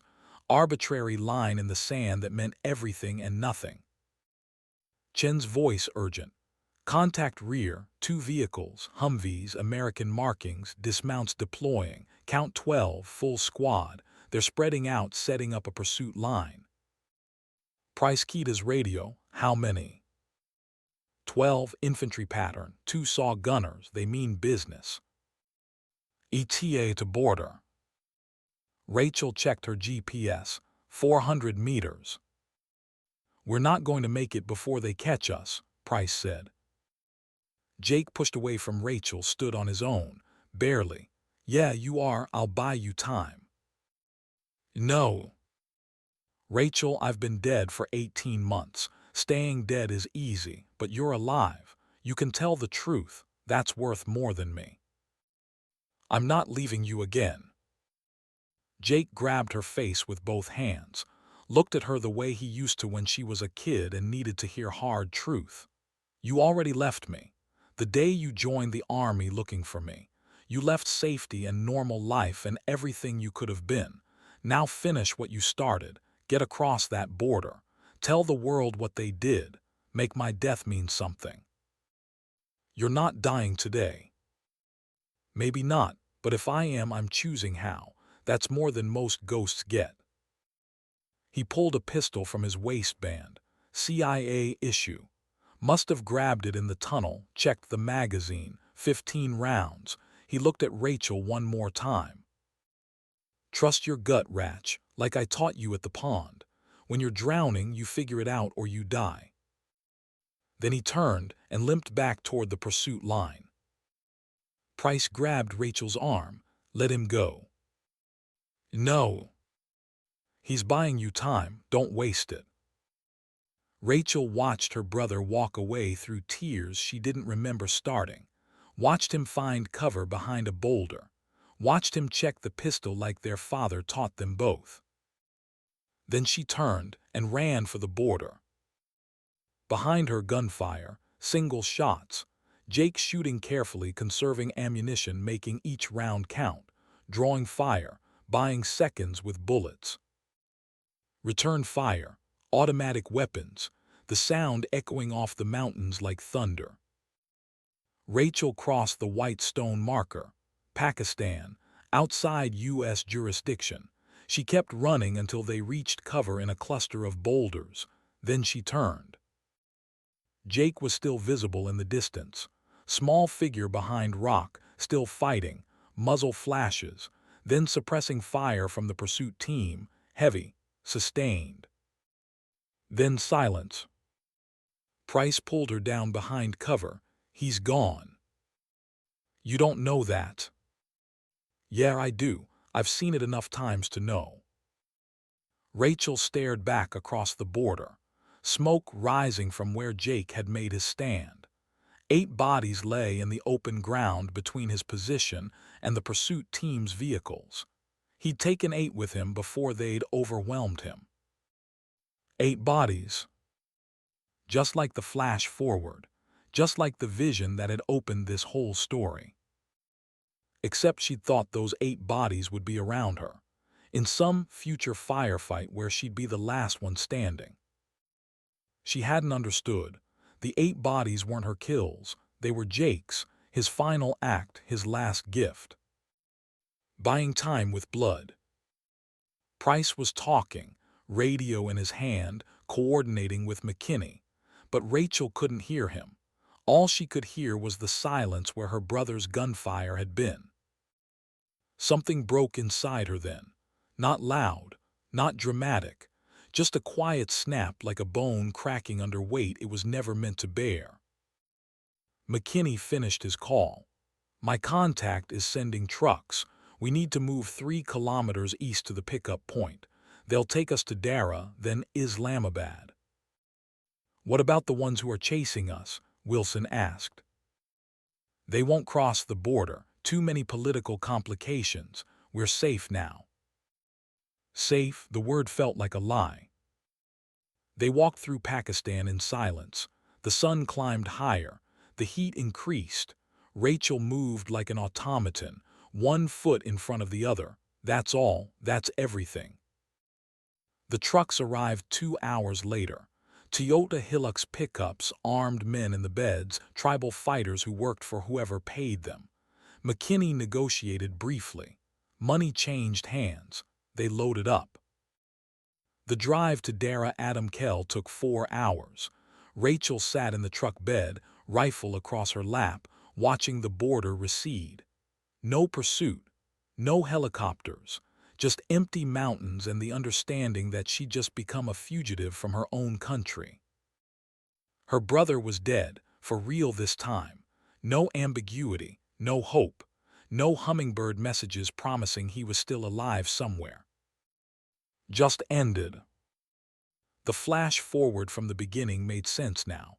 She would kneel in blood and dust, 8 bodies around her, not in some future battle, but in memory, in the moment she'd replay for the rest of her life, the moment her brother bought her freedom with his last breath. I should have known, she'd whisper to that helicopter spotlight. Should have known he'd sacrifice himself. Should have known the mission was a lie. Should have known that in war, the only truth is what you're willing to die for. Jake had died for truth, for his sister, for the chance that someone would survive to tell the world what had happened in that compound. Now Rachel had to live long enough to keep that promise. In Dara, they transferred to a van. More money, more negotiations. Then the long drive to Islamabad through mountain passes that made Rachel's stomach turn. They reached the capital at sunset. The U.S. Embassy sat behind concrete walls and armed guards, American flag flying. Safe ground, supposedly. McKinney made calls, pulled strings, got them inside through a side entrance away from cameras. They were taken to a secure room, told to wait. An hour later, a man in a suit entered. State Department based on the badge. He looked at them like they were problems he hadn't asked for. I'm Deputy Chief of Mission Brennan. You've created quite a situation. We were held prisoner by our own people, McKinney said. We need to report this through proper channels. There are no proper channels for what you're describing. Project Lazarus is classified beyond your clearance, beyond mine, beyond most people in this building. Then unclassify it, Rachel said. Brennan looked at her. Sergeant Kincaid, your brother was just killed in a firefight at the Pakistan border. We have confirmation from satellite imagery. I'm very sorry for your loss. The words hit like a punch. Official, final, real. I want to make a statement, Rachel said. Official, on record. I can't take that statement. Not here. Not now. There are protocols, investigations. You've just assaulted American personnel, stolen classified prisoners, and fled across an international border. Those are serious crimes. We were saving American lives. That's your version. Colonel Cross has a different version, and his version has the weight of institutional support behind it. Price stood, so what happens now? Brennan sighed. Now you wait. There will be a review, probably several. You'll be questioned. Your records will be examined. And eventually someone will decide what the official story is going to be. And the truth, Rachel asked. The truth is complicated, and complicated truths are expensive. The government prefers simple stories. He left them there, in a secure room in an embassy in a country that wasn't theirs, with guards outside the door and the weight of everything that had happened pressing down like atmosphere. Rachel sat in silence. The others talked quietly, planning, arguing, trying to make sense of the senseless. But Rachel just sat, staring at her hands, the same hands that had pulled Jake out of that compound, the same hands that had let him go back, the same hands that had failed to save him. Not failed, a voice whispered in her head. His voice, you didn't fail me, I chose, and I'd choose the same thing again. Price sat beside her, didn't say anything, just sat. After a while, Rachel spoke. He bought us time, died so we could tell the truth, and now they're going to bury that truth along with him. Maybe, maybe not. We're still breathing, still witnesses. That's harder to bury than bodies. You think anyone's going to believe us over a full colonel with 40 years of service? I think the truth has a way of surfacing. Might take time, might cost more than we want to pay, but it surfaces. Rachel looked at him. You really believe that? I have to. Otherwise, nothing I've done for the last 20 years means anything. The door opened. A different official. Woman, 50s, hard eyes behind glasses. I'm from the Inspector General's office. I need statements from all of you. Individual, recorded. Start with Sergeant Kincaid. She led Rachel to a smaller room. Recorder on the table, 2 chairs, no windows. Tell me everything from the beginning. So Rachel did, talked for 3 hours, told her about Jake's death that wasn't a death, about the training, about Cross, about the compound, about everything. The woman listened, asked questions, took notes, gave nothing away. When Rachel finished, the woman turned off the recorder. What you've described, if true, represents massive violations of law and protocol, but proving it will be difficult. Colonel Cross has friends. The program you're describing officially ended years ago. The compound you infiltrated is listed as abandoned. The prisoners you freed don't exist on any roster. You understand what I'm saying? You're saying even though it happened, it didn't happen. I'm saying the truth is less important than the provable. And right now, the only thing we can prove is that you and your team went off mission, engaged American personnel and fled to a foreign country. That's court-martial territory. So we tell the truth and get prosecuted. They lie and get promoted. That's how this works. Sometimes, not always, I'll file my report. There will be an investigation. But Sergeant, you need to prepare yourself for the possibility that justice and truth are not the same thing. She left. Rachel sat alone in the interrogation room, exhausted, empty, feeling like she'd run a marathon and ended up exactly where she started. But something had changed. She'd found Jake. She'd learned the truth. She'd paid the price of knowing. And now she had to decide what to do with that knowledge. Whether to let it die with her brother, or make it live through her testimony. She already knew the answer. Jake had known it too. That's why he'd bought her time. That's why he'd died fighting. So the truth could survive even if he didn't. Rachel stood, walked to the door, ready to fight the next battle, the one in hearing rooms and courtrooms, the one where words were weapons and truth was armor. She'd survived the fire. Now she had to survive the aftermath. And somewhere in a grave that didn't exist, her brother rested, finally, truly, at peace. She whispered to his ghost, "I'll finish this, I promise." Then she walked back into the room where her team waited, ready to tell the truth, whatever it cost. The C-17 that brought them back to American soil landed at Dover Air Force Base at 4:23 hours on a Tuesday morning when the rest of the country was still sleeping. No ceremony, no press, just a gray tarmac under gray skies and 6 operators walking down a ramp into a future none of them could predict. Rachel stepped onto Delaware concrete and felt like a stranger in her own country. Everything looked the same. The hangars, the vehicles, the American flag snapping in the wind off the Atlantic. But something fundamental had shifted. She'd left as a soldier. She was returning as something else. Witness, criminal, ghost. The designation would be decided by people she'd never meet in rooms she'd never see. 2 military police officers waited at the bottom of the ramp.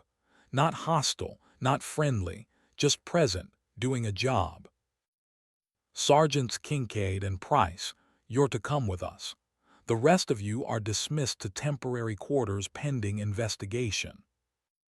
Wilson, Chen, Martinez, and DeVos exchanged glances. They'd been through hell together.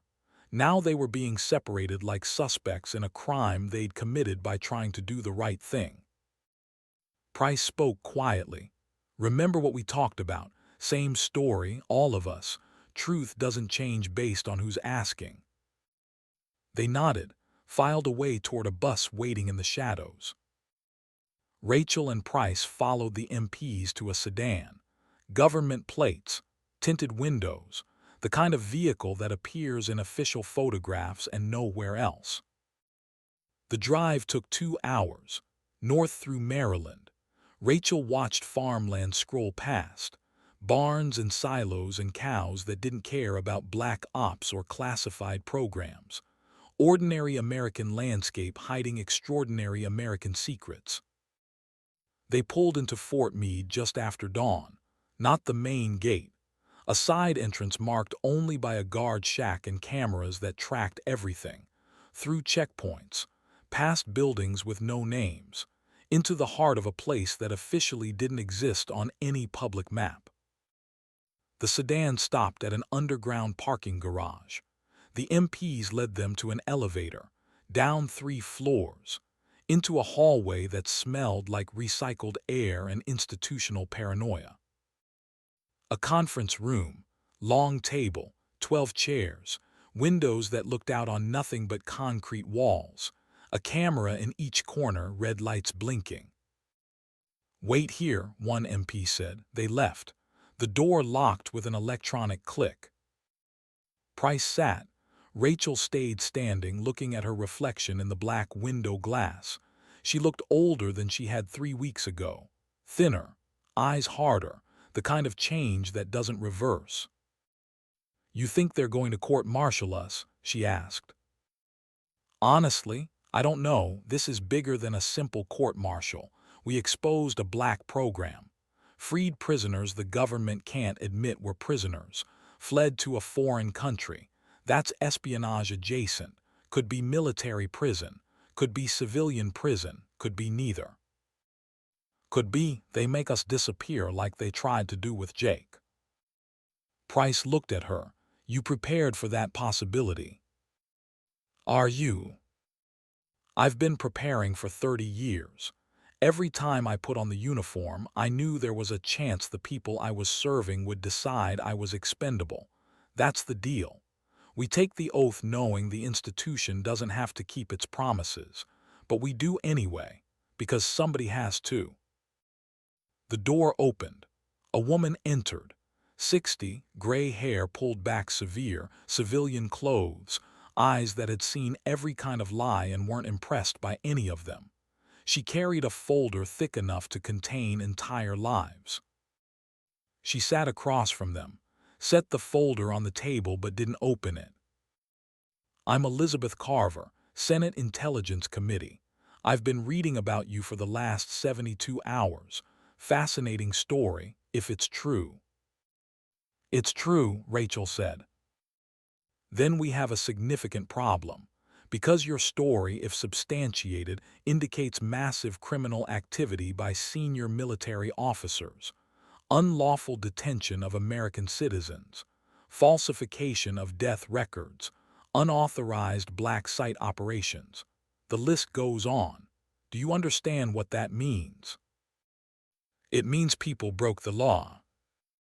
It means if your story becomes public, the American people lose faith in the institutions designed to protect them. It means congressional hearings. It means careers destroyed. It means every operation run by that chain of command comes under scrutiny. Some of those operations saved lives. Some prevented attacks. You pull on this thread, the entire fabric unravels. Price leaned forward. So you're here to convince us to stay quiet. Carver almost smiled. I'm here to present you with choices and consequences, because unlike Colonel Cross, I believe in informed consent. She opened the folder, pulled out photographs, set them on the table one by one. The first photo was Jake, recent, alive, standing in the compound courtyard. Timestamp showed it was taken 6 months ago. Your brother, Sergeant Kincaid, officially killed in a training accident 18 months ago, except he wasn't. He was captured during an unauthorized cross-border raid into Pakistan. The raid was Colonel Cross's operation, unsanctioned. When it went bad, Cross made a choice: report the failure and face consequences, or bury it and the men who could testify about it. She set down another photo, the compound aerial view. Safehouse Autumn was repurposed as a detention facility. Your brother and 3 other operators were held there, not by insurgents, by Americans. CIA contractors paid to maintain security and keep the prisoners isolated. Another photo, Cross in uniform, younger, receiving a commendation. Warren Cross is a decorated officer, 3 decades of service, 2 Bronze Stars, a Silver Star. He's run operations that prevented terrorist attacks you'll never hear about. He saved American lives in ways that can't be acknowledged. He's also a man who believed the mission was more important than the rules, and when those 2 things conflicted, he chose mission every time. That doesn't justify what he did, Rachel said. No, it doesn't, but it explains it. Cross believed that admitting he'd lost operators in an illegal raid would damage national security, would embolden enemies, would cost American lives down the road. So he made the calculation: 4 lives against hundreds, maybe thousands, cold math. He was wrong. Carver closed the folder. Yes, he was, morally, legally, ethically wrong, and he will face consequences. But here's what you need to understand. The consequences aren't just for him. They're for everyone. Your testimony will trigger investigations that expose dozens of operations. some current, some ongoing. People who are gathering intelligence right now in dangerous places will be compromised. Networks that took years to build will collapse. And Americans who depend on those networks for protection will be more vulnerable. Price stood. You're asking us to let him walk. I'm asking you to consider the cost of justice versus the cost of stability. Neither is free. Rachel felt something cold spreading through her chest. My brother died buying us time to tell the truth. You're saying his death was for nothing. I'm saying his death was for you. He gave you a choice.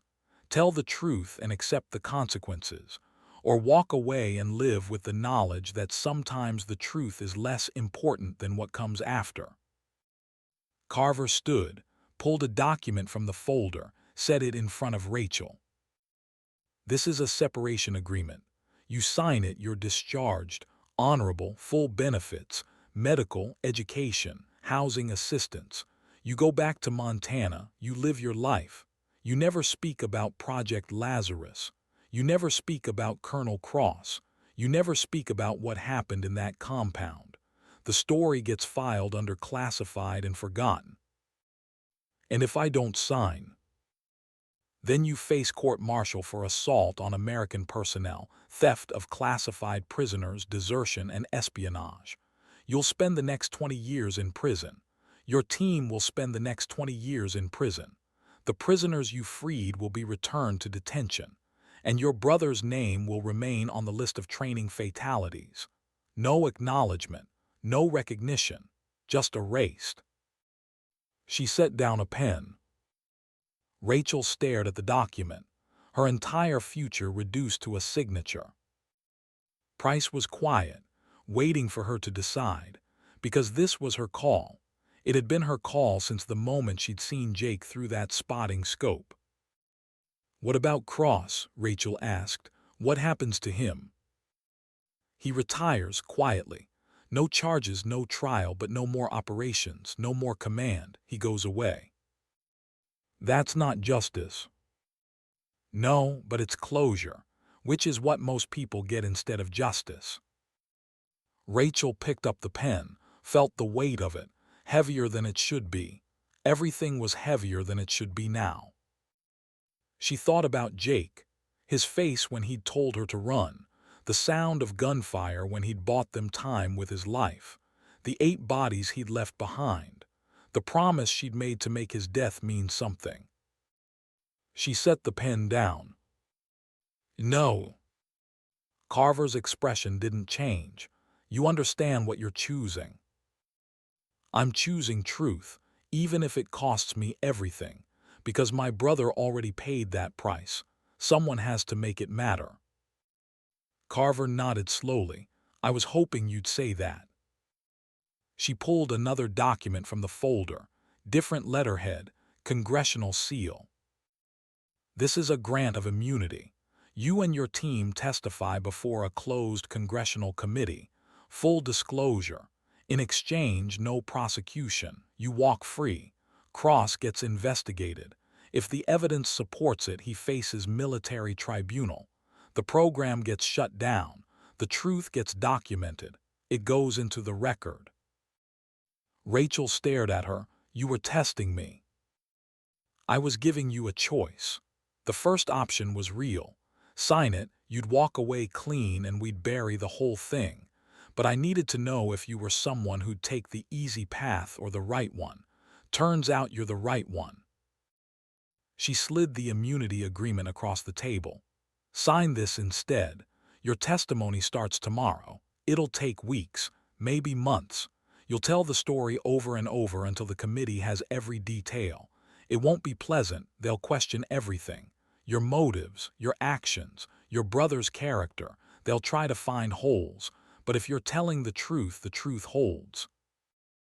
Rachel read the document, saw her name, saw the seal, saw the promise written in legal language that her worst act of disobedience would be transformed into protected testimony. She signed. Price signed beside her. Carver collected the documents. You're doing the right thing doesn't mean it'll feel right, doesn't mean people will thank you, but it's right. She stood to leave, stopped at the door. One more thing, your brother. His name will be added to the memorial wall at CIA headquarters, not as a case officer, as an operator who died in service. It's not much, but it's acknowledgement. She left. Rachel sat in the silence that followed. The weight she'd been carrying for weeks didn't lift, but it shifted, became something she could carry instead of something that crushed her. "You good?" Price asked. "No, but I'm better than I was." The testimony took 6 weeks. Rachel sat in a secure room every day and answered questions. Where were you on this date? What did Colonel Cross say? Describe the compound. Describe the prisoners. Describe your brother's condition. Describe the firefight at the border. Describe the 8 bodies. That question came up repeatedly.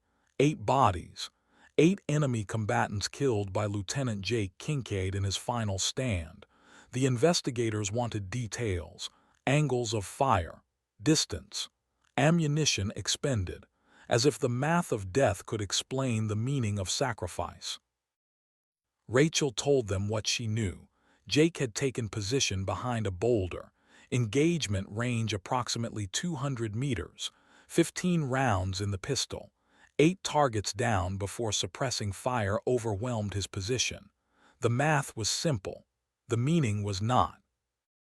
She described it all, repeatedly, to different people: congressional staffers, military lawyers, inspector general investigators, FBI counterintelligence. Each one approached from a different angle but all looking for the same thing: truth, or holes in the truth, or reasons to doubt the truth. Price testified. The other team members testified. The freed CIA prisoners, McKinney and the others, testified. Slowly, over hundreds of hours, a picture emerged. A rogue operation run by a decorated officer who believed rules were obstacles to mission success, who believed sacrifice of a few was justified by protection of many, who believed lying to families and falsifying records was acceptable collateral damage. Cross was arrested 2 weeks into the hearings, held in a secure military facility pending trial. The charges were extensive: unlawful detention, conspiracy, falsification of official records, conduct unbecoming an officer, obstruction of justice. The court-martial was scheduled for 8 weeks after the hearings concluded. Rachel was subpoenaed as a witness. The trial took place in a nondescript building at Fort Myer. Closed proceedings. No press. No public gallery. Just lawyers and officers and the machinery of military justice grinding forward. Rachel sat in the witness chair for 6 hours over 2 days.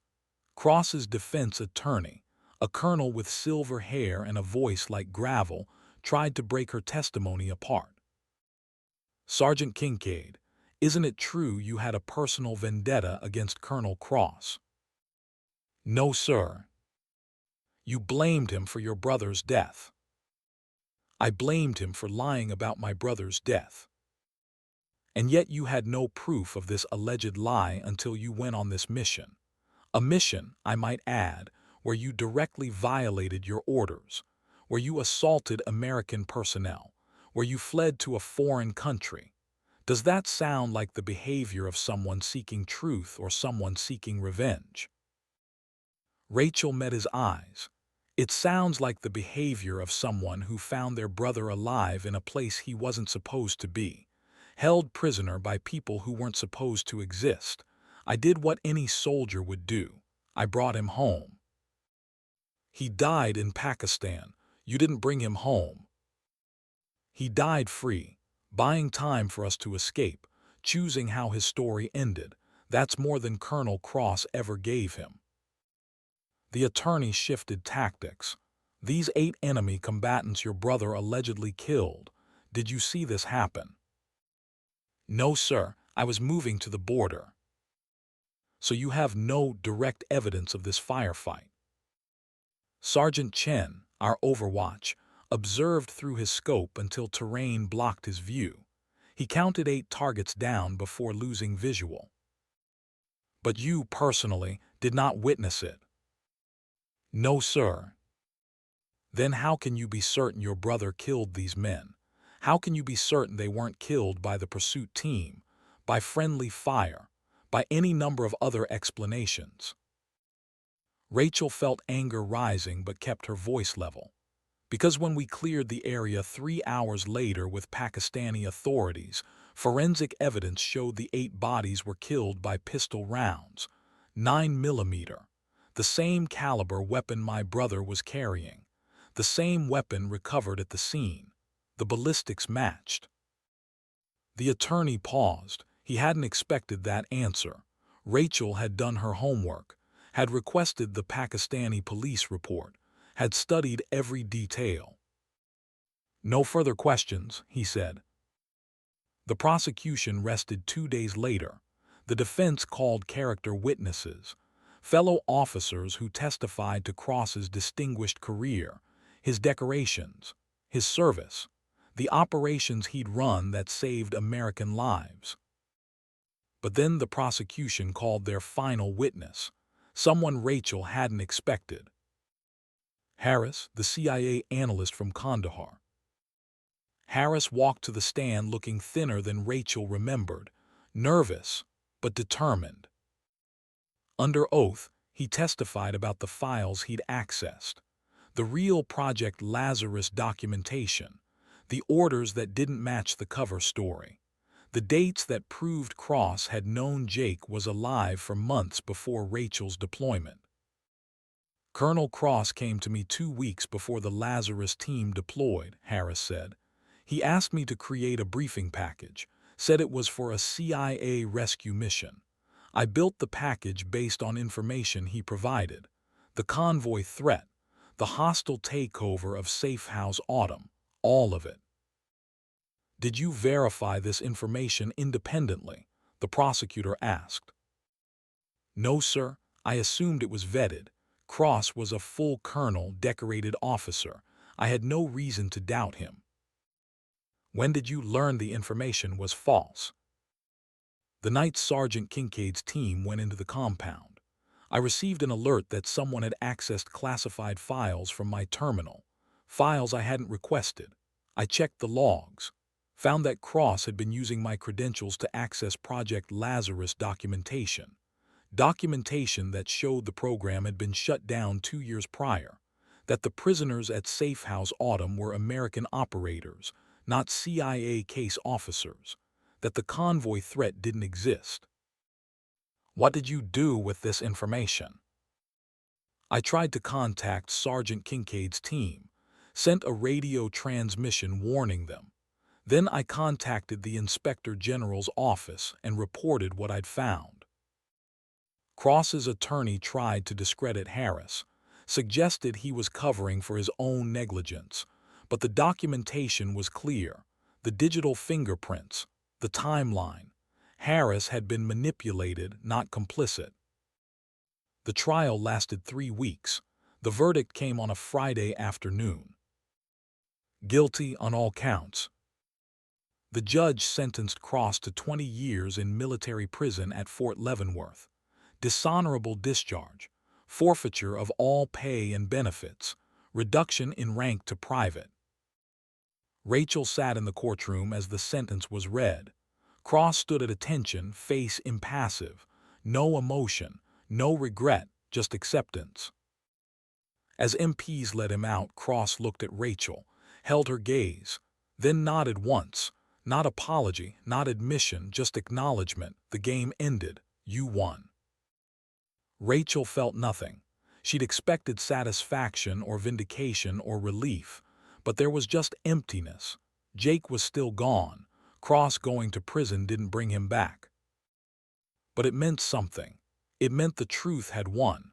It meant Jake's death had purchased something real. Justice might not resurrect the dead, but it honored them. After the trial, Rachel returned to Montana, discharged honorably, benefits intact, free to live the life she'd left behind when she'd enlisted looking for truth. Her father met her at the airport in Billings. He looked older, the way parents do when you've been gone too long. He hugged her without saying anything. They drove back to Harlow in silence. The town hadn't changed. Same streets, same buildings, same mountains in the distance. But Rachel had changed enough that it felt like visiting someone else's memory. She moved into the apartment above the hardware store, same one she'd left. Her landlord had kept it vacant, charging minimal rent to her father, waiting for her to come home. Small-town kindness that came without questions or judgment. The first week, Rachel slept 16 hours a day, exhausted in a way that had nothing to do with physical effort, the kind of tired that settles in bones and takes months to fade. The second week, she started running again, 5 miles through the mountain trails, pushing until her lungs burned and her legs screamed, not training for anything, just moving because movement was easier than sitting still with her thoughts.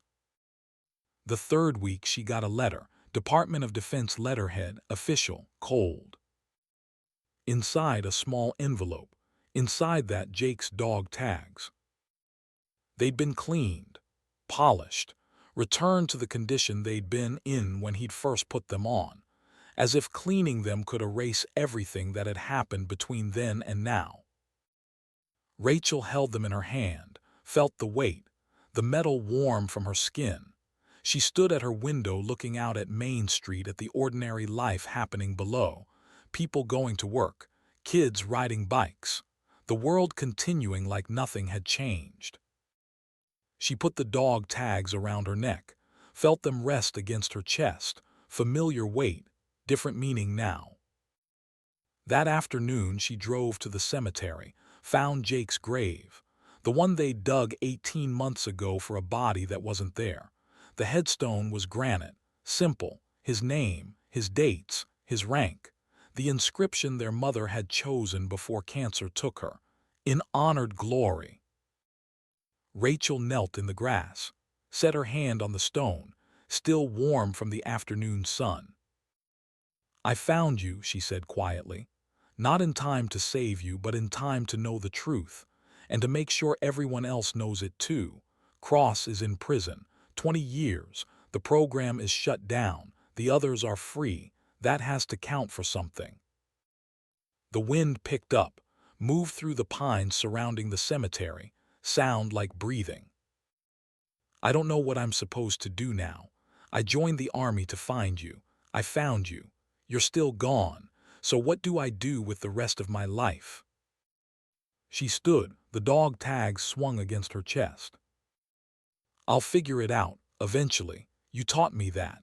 When I didn't know how to swim, you threw me in the deep end and told me I'd figure it out or drown. I figured it out. I'll figure this out too." She walked back to her truck, drove home, made dinner, ate alone, went to bed early. Life became routine, running, reading, avoiding news coverage of the Lazarus hearings that had gone semi-public. Her name appeared in articles. Whistleblower sergeant exposes black site operations. Hero or traitor, opinions divided on Kincaid testimony. Congress demands answers on Project Lazarus. She didn't read past the headlines.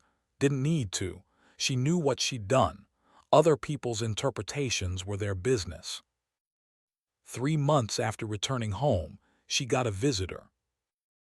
Price out of uniform, civilian clothes, thinner, older looking, bearing the same weight she carried. They sat on her apartment balcony, drinking coffee and watching Harlow wake up below them. "How are you doing?" he asked. "Surviving, you?" "Same, got my discharge last month. Honorable, full benefits, same deal as you." "What are you going to do?" Price looked out at the mountains. "Thought I might stay in Montana for a while, got a job offer. National Guard up in Kalispell, training NCO, teaching young soldiers not to make the mistakes we made." "That sounds good." Yeah, feels right, teaching instead of doing. Maybe that's what comes after. He paused. Got something for you. He pulled an envelope from his jacket. Old, worn, sealed with tape that had yellowed with age. What is it? Hummingbird's last message. Found it in my gear after we got back. Must have been placed there at some point during the mission. Took me this long to decide whether to give it to you or burn it. Rachel took the envelope. Her name written on the front in familiar block letters. The same handwriting from all the other messages. She opened it. Inside, a single photograph and a note. The photo showed Price, younger, maybe 15 years ago, standing with Jake, both in uniform, both smiling, brothers in arms. The note was brief. Rachel, if you're reading this, you survived. Good, your brother knew you would. He asked me to watch over you if anything happened to him. I did my best. The program is over. Cross is finished. The truth is out. That's all we can ask for. Trust your gut. Always, Hummingbird. Rachel looked at Price. It was you were Hummingbird. Price didn't deny it. Jake asked me to keep an eye on you if something went wrong. When he got captured and they declared him KIA, I started watching, started leaving breadcrumbs. The photo with the newspaper, the notes during training.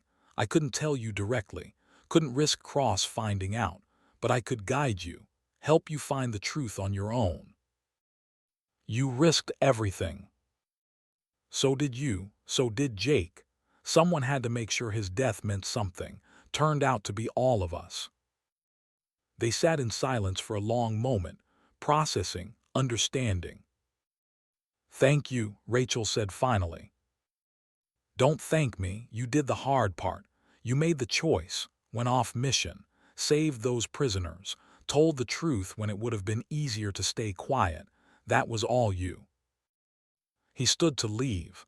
If you ever need anything, you know where to find me. Bryce. Yeah. Jake would have been glad it was you. Glad someone he trusted was watching over me. Price smiled sadly. He was a good man, better than most. I'm sorry you lost him. So am I. He left. Rachel sat alone with the photo and the note, the final pieces of a puzzle that had consumed her life for 2 years.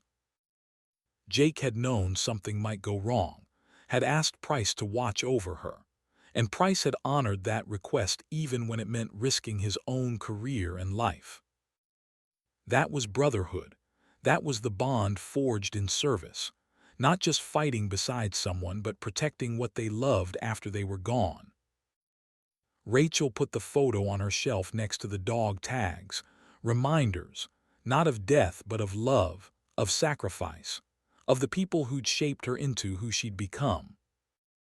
6 months after returning to Montana, Rachel got another letter, congressional letterhead, official seal. Inside, an invitation to testify at a public hearing, not classified this time, cameras, press, the whole performance. The Senate Intelligence Committee requests your presence to provide testimony regarding Project Lazarus and related unauthorized detention operations. Your testimony will be public record and may be broadcast. We believe the American people deserve to hear the truth directly from those who witnessed it. Rachel stared at the letter. This was it, the moment where her story stopped being classified and became public, where she stopped being a name in reports and became a face on television, where everything became real and permanent and unavoidable. She called Price. Did you get the letter? Yes, you going? Are you? I'm thinking about it.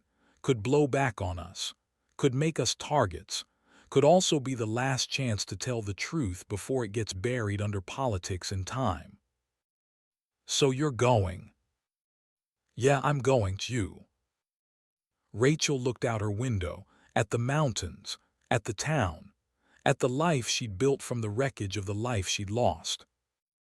Yeah, I'm going. The hearing was scheduled for 2 months later. Washington, D.C., Senate building, cameras everywhere. Rachel bought a suit, first one she'd ever owned. Charcoal gray, professional, the kind of thing people wear when they're trying to be taken seriously. The night before the hearing, she sat in a hotel room looking at her testimony notes.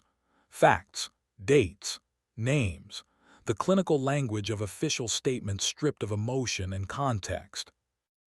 She rewrote it, put the emotion back in, put the context back in, made it about people instead of operations, about her brother instead of Lazarus I, about choice instead of policy. The hearing room was exactly like she'd imagined. Long table, senators behind it, witness chair in front, gallery packed with press and public. Cameras pointed at the empty chair where she'd sit. Rachel walked in wearing her suit and Jake's dog tags visible outside her shirt. Statement without words. She sat, was sworn in, promised to tell the truth, the whole truth, nothing but the truth. Senator Carver, the woman who'd first offered her the immunity deal, led the questioning. Sergeant Kincaid, thank you for being here. Can you tell the committee in your own words what happened in Afghanistan? Rachel took a breath, looked at the cameras, looked at the senators, looked at the gallery where she could see faces of families, families of the operators who'd died, families of the operators who'd survived, people looking for answers or vindication or just understanding. She told them everything, not the clinical version, the real version, the fear, the confusion. The moment she saw her brother through a scope and realized everything she'd been told was a lie, the decision to go off mission, the tunnel, the escape, Jake's sacrifice. She described the 8 bodies, 8 men who'd pursued them to the border, 8 men Jake had engaged to buy time, 8 lives traded for the truth. My brother killed 8 enemy combatants in his final stand, Rachel said. Not because he wanted to, but because he had to. Because the only way to ensure we escaped was to make the pursuit team take cover, to make them hesitate, to give us those extra 60 seconds to cross the border. She paused. Those 8 deaths haunt me, not because they were unjust, but because they were necessary. That's war. Sometimes the math is ugly. Sometimes the only choice is between bad and worse. My brother chose to make his death count, to turn his last breath into time for others. That's what soldiers do. That's what he did. She spoke for 90 minutes. The room was silent except for her voice and the click of cameras and the scratch of reporters taking notes. When she finished, Senator Carver asked one final question. Knowing what you know now, knowing what it cost you, would you make the same choice? Rachel didn't hesitate. Yes, because the alternative was leaving my brother and 3 other Americans to die in a black site prison so the people who put them there could avoid accountability. That's not service. That's not duty. That's just cowardice dressed up as national security. My brother died so I could tell this story. I'm not going to dishonor that by staying silent. The hearing ended. Rachel walked out through a crowd of reporters shouting questions. She didn't answer, didn't need to. She'd said everything that mattered. That night the testimony was everywhere. Cable news, social media, newspapers. Sergeant exposes black site operations.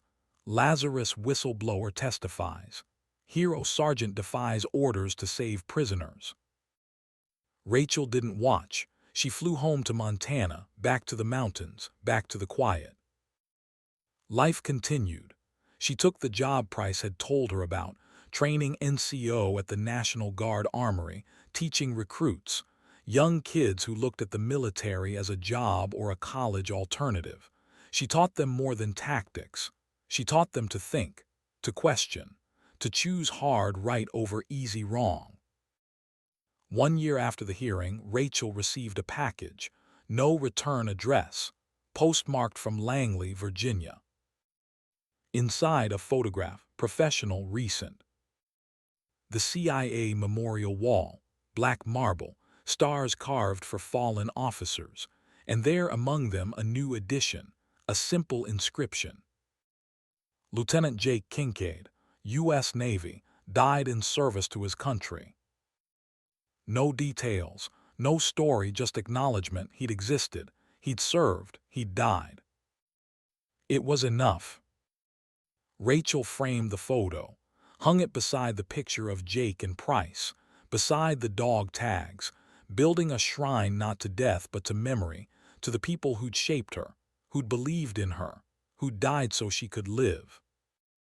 She stood in front of that small gallery sometimes, late at night when sleep wouldn't come, looking at the faces, remembering the voices, feeling the weight of survival. "I'm still here," she'd whisper, "still fighting, still trying to make it mean something." And somewhere, in the space between memory and hope, she could almost hear Jake's voice answering. That's all any of us can do. 2 years after the public hearing, Rachel got a call. Unknown number. She almost didn't answer, but something made her pick up. "Kincaid." A woman's voice, young, uncertain. "Sergeant Kincaid, my name is Anna Chen. My brother was Marcus Chen. He served with you in Afghanistan." Rachel's breath caught. Chen, the sniper, quiet, professional, one of the team who'd survived and testified. "How's your brother doing?" "He's good, teaching at the ranger school now. He wanted me to call you. Said he's been trying to get your number for months, but you're not easy to find." "What does he need?" "He's putting together a memorial for the Lazarus operators, the ones who didn't make it. He wants to include your brother's name. Wanted to make sure you were okay with that." Rachel closed her eyes. "Tell him yes, and tell him thank you. He also wanted me to tell you something else. He said to say, the truth survived because you carried it. That matters." The line went quiet. Rachel could hear traffic in the background. Anna Chen calling from somewhere busy, somewhere public, making time in her life to deliver a message from a brother to a stranger. "Ma'am, you still there?" "Yeah, I'm here." "Is there anything you want me to tell him?" Rachel thought about it. "Tell him I'm good. Tell him we did the right thing. And tell him if he ever needs anything, I'm a phone call away." "I will, thank you, Sergeant."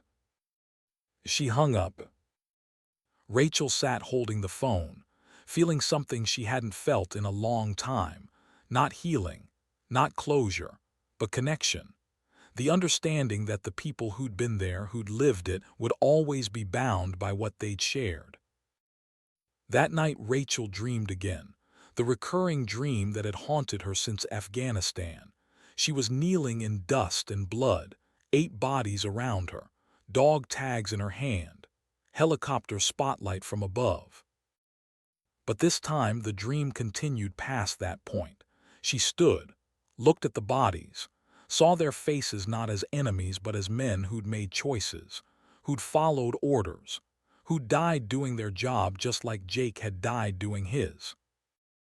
She walked away from them, toward the helicopter, climbed aboard, the bird lifted, below the compound receded, the bodies got smaller, then invisible, then gone.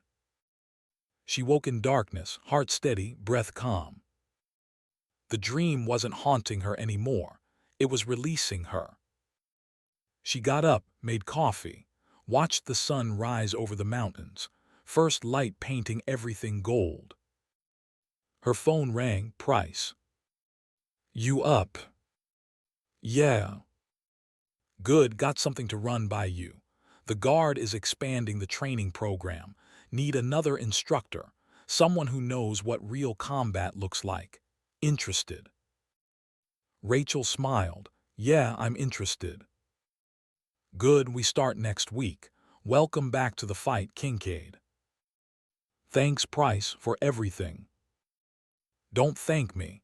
We're not done yet. Still got work to do. Still got soldiers to train. Still got a country that needs people like us to keep it honest." She hung up. Rachel stood on her balcony, coffee warm in her hands, mountains eternal in the distance, life stretching ahead like the trail she'd run that morning. Long, hard, beautiful in the way that things are beautiful when you've earned them. She'd survived the fire, survived the aftermath, survived the transformation from soldier to witness to teacher. Jake had taught her to swim by throwing her in the deep end. She'd figured it out, kept figuring it out, would keep figuring it out for the rest of her life. That was the lesson, not that life gets easier, but that you get stronger, not that pain disappears, but that purpose makes it bearable. Rachel touched the dog tags around her neck, cold metal warming against her skin. "Still here, Jake," she whispered. "Still fighting, still making it count." The sun climbed higher, a new day beginning, full of possibility and challenge and the small moments that add up to a life worth living. She finished her coffee, went inside, started getting ready for work. Teaching young soldiers not to make the mistakes she'd made, to ask hard questions, to choose truth over convenience, to be the kind of operators who made the institution better instead of breaking under its weight. That was her mission now, her purpose, her way of honoring the dead by serving the living. And maybe, if she did it right, the next generation would be better than hers, would make better choices, would build a military that valued truth as much as mission. Or maybe not. Maybe the same mistakes would repeat, the same lies, the same betrayals. Either way, she'd do her part. She'd tell the truth. She'd train the next ones. She'd carry the weight of what she'd learned and make sure it wasn't wasted. That was all anyone could do, all Jake had done, all Price was doing. Carry the weight, keep moving, make it count. Rachel Kincaid walked out into the Montana morning, free, alive, purposeful, ready for whatever came next.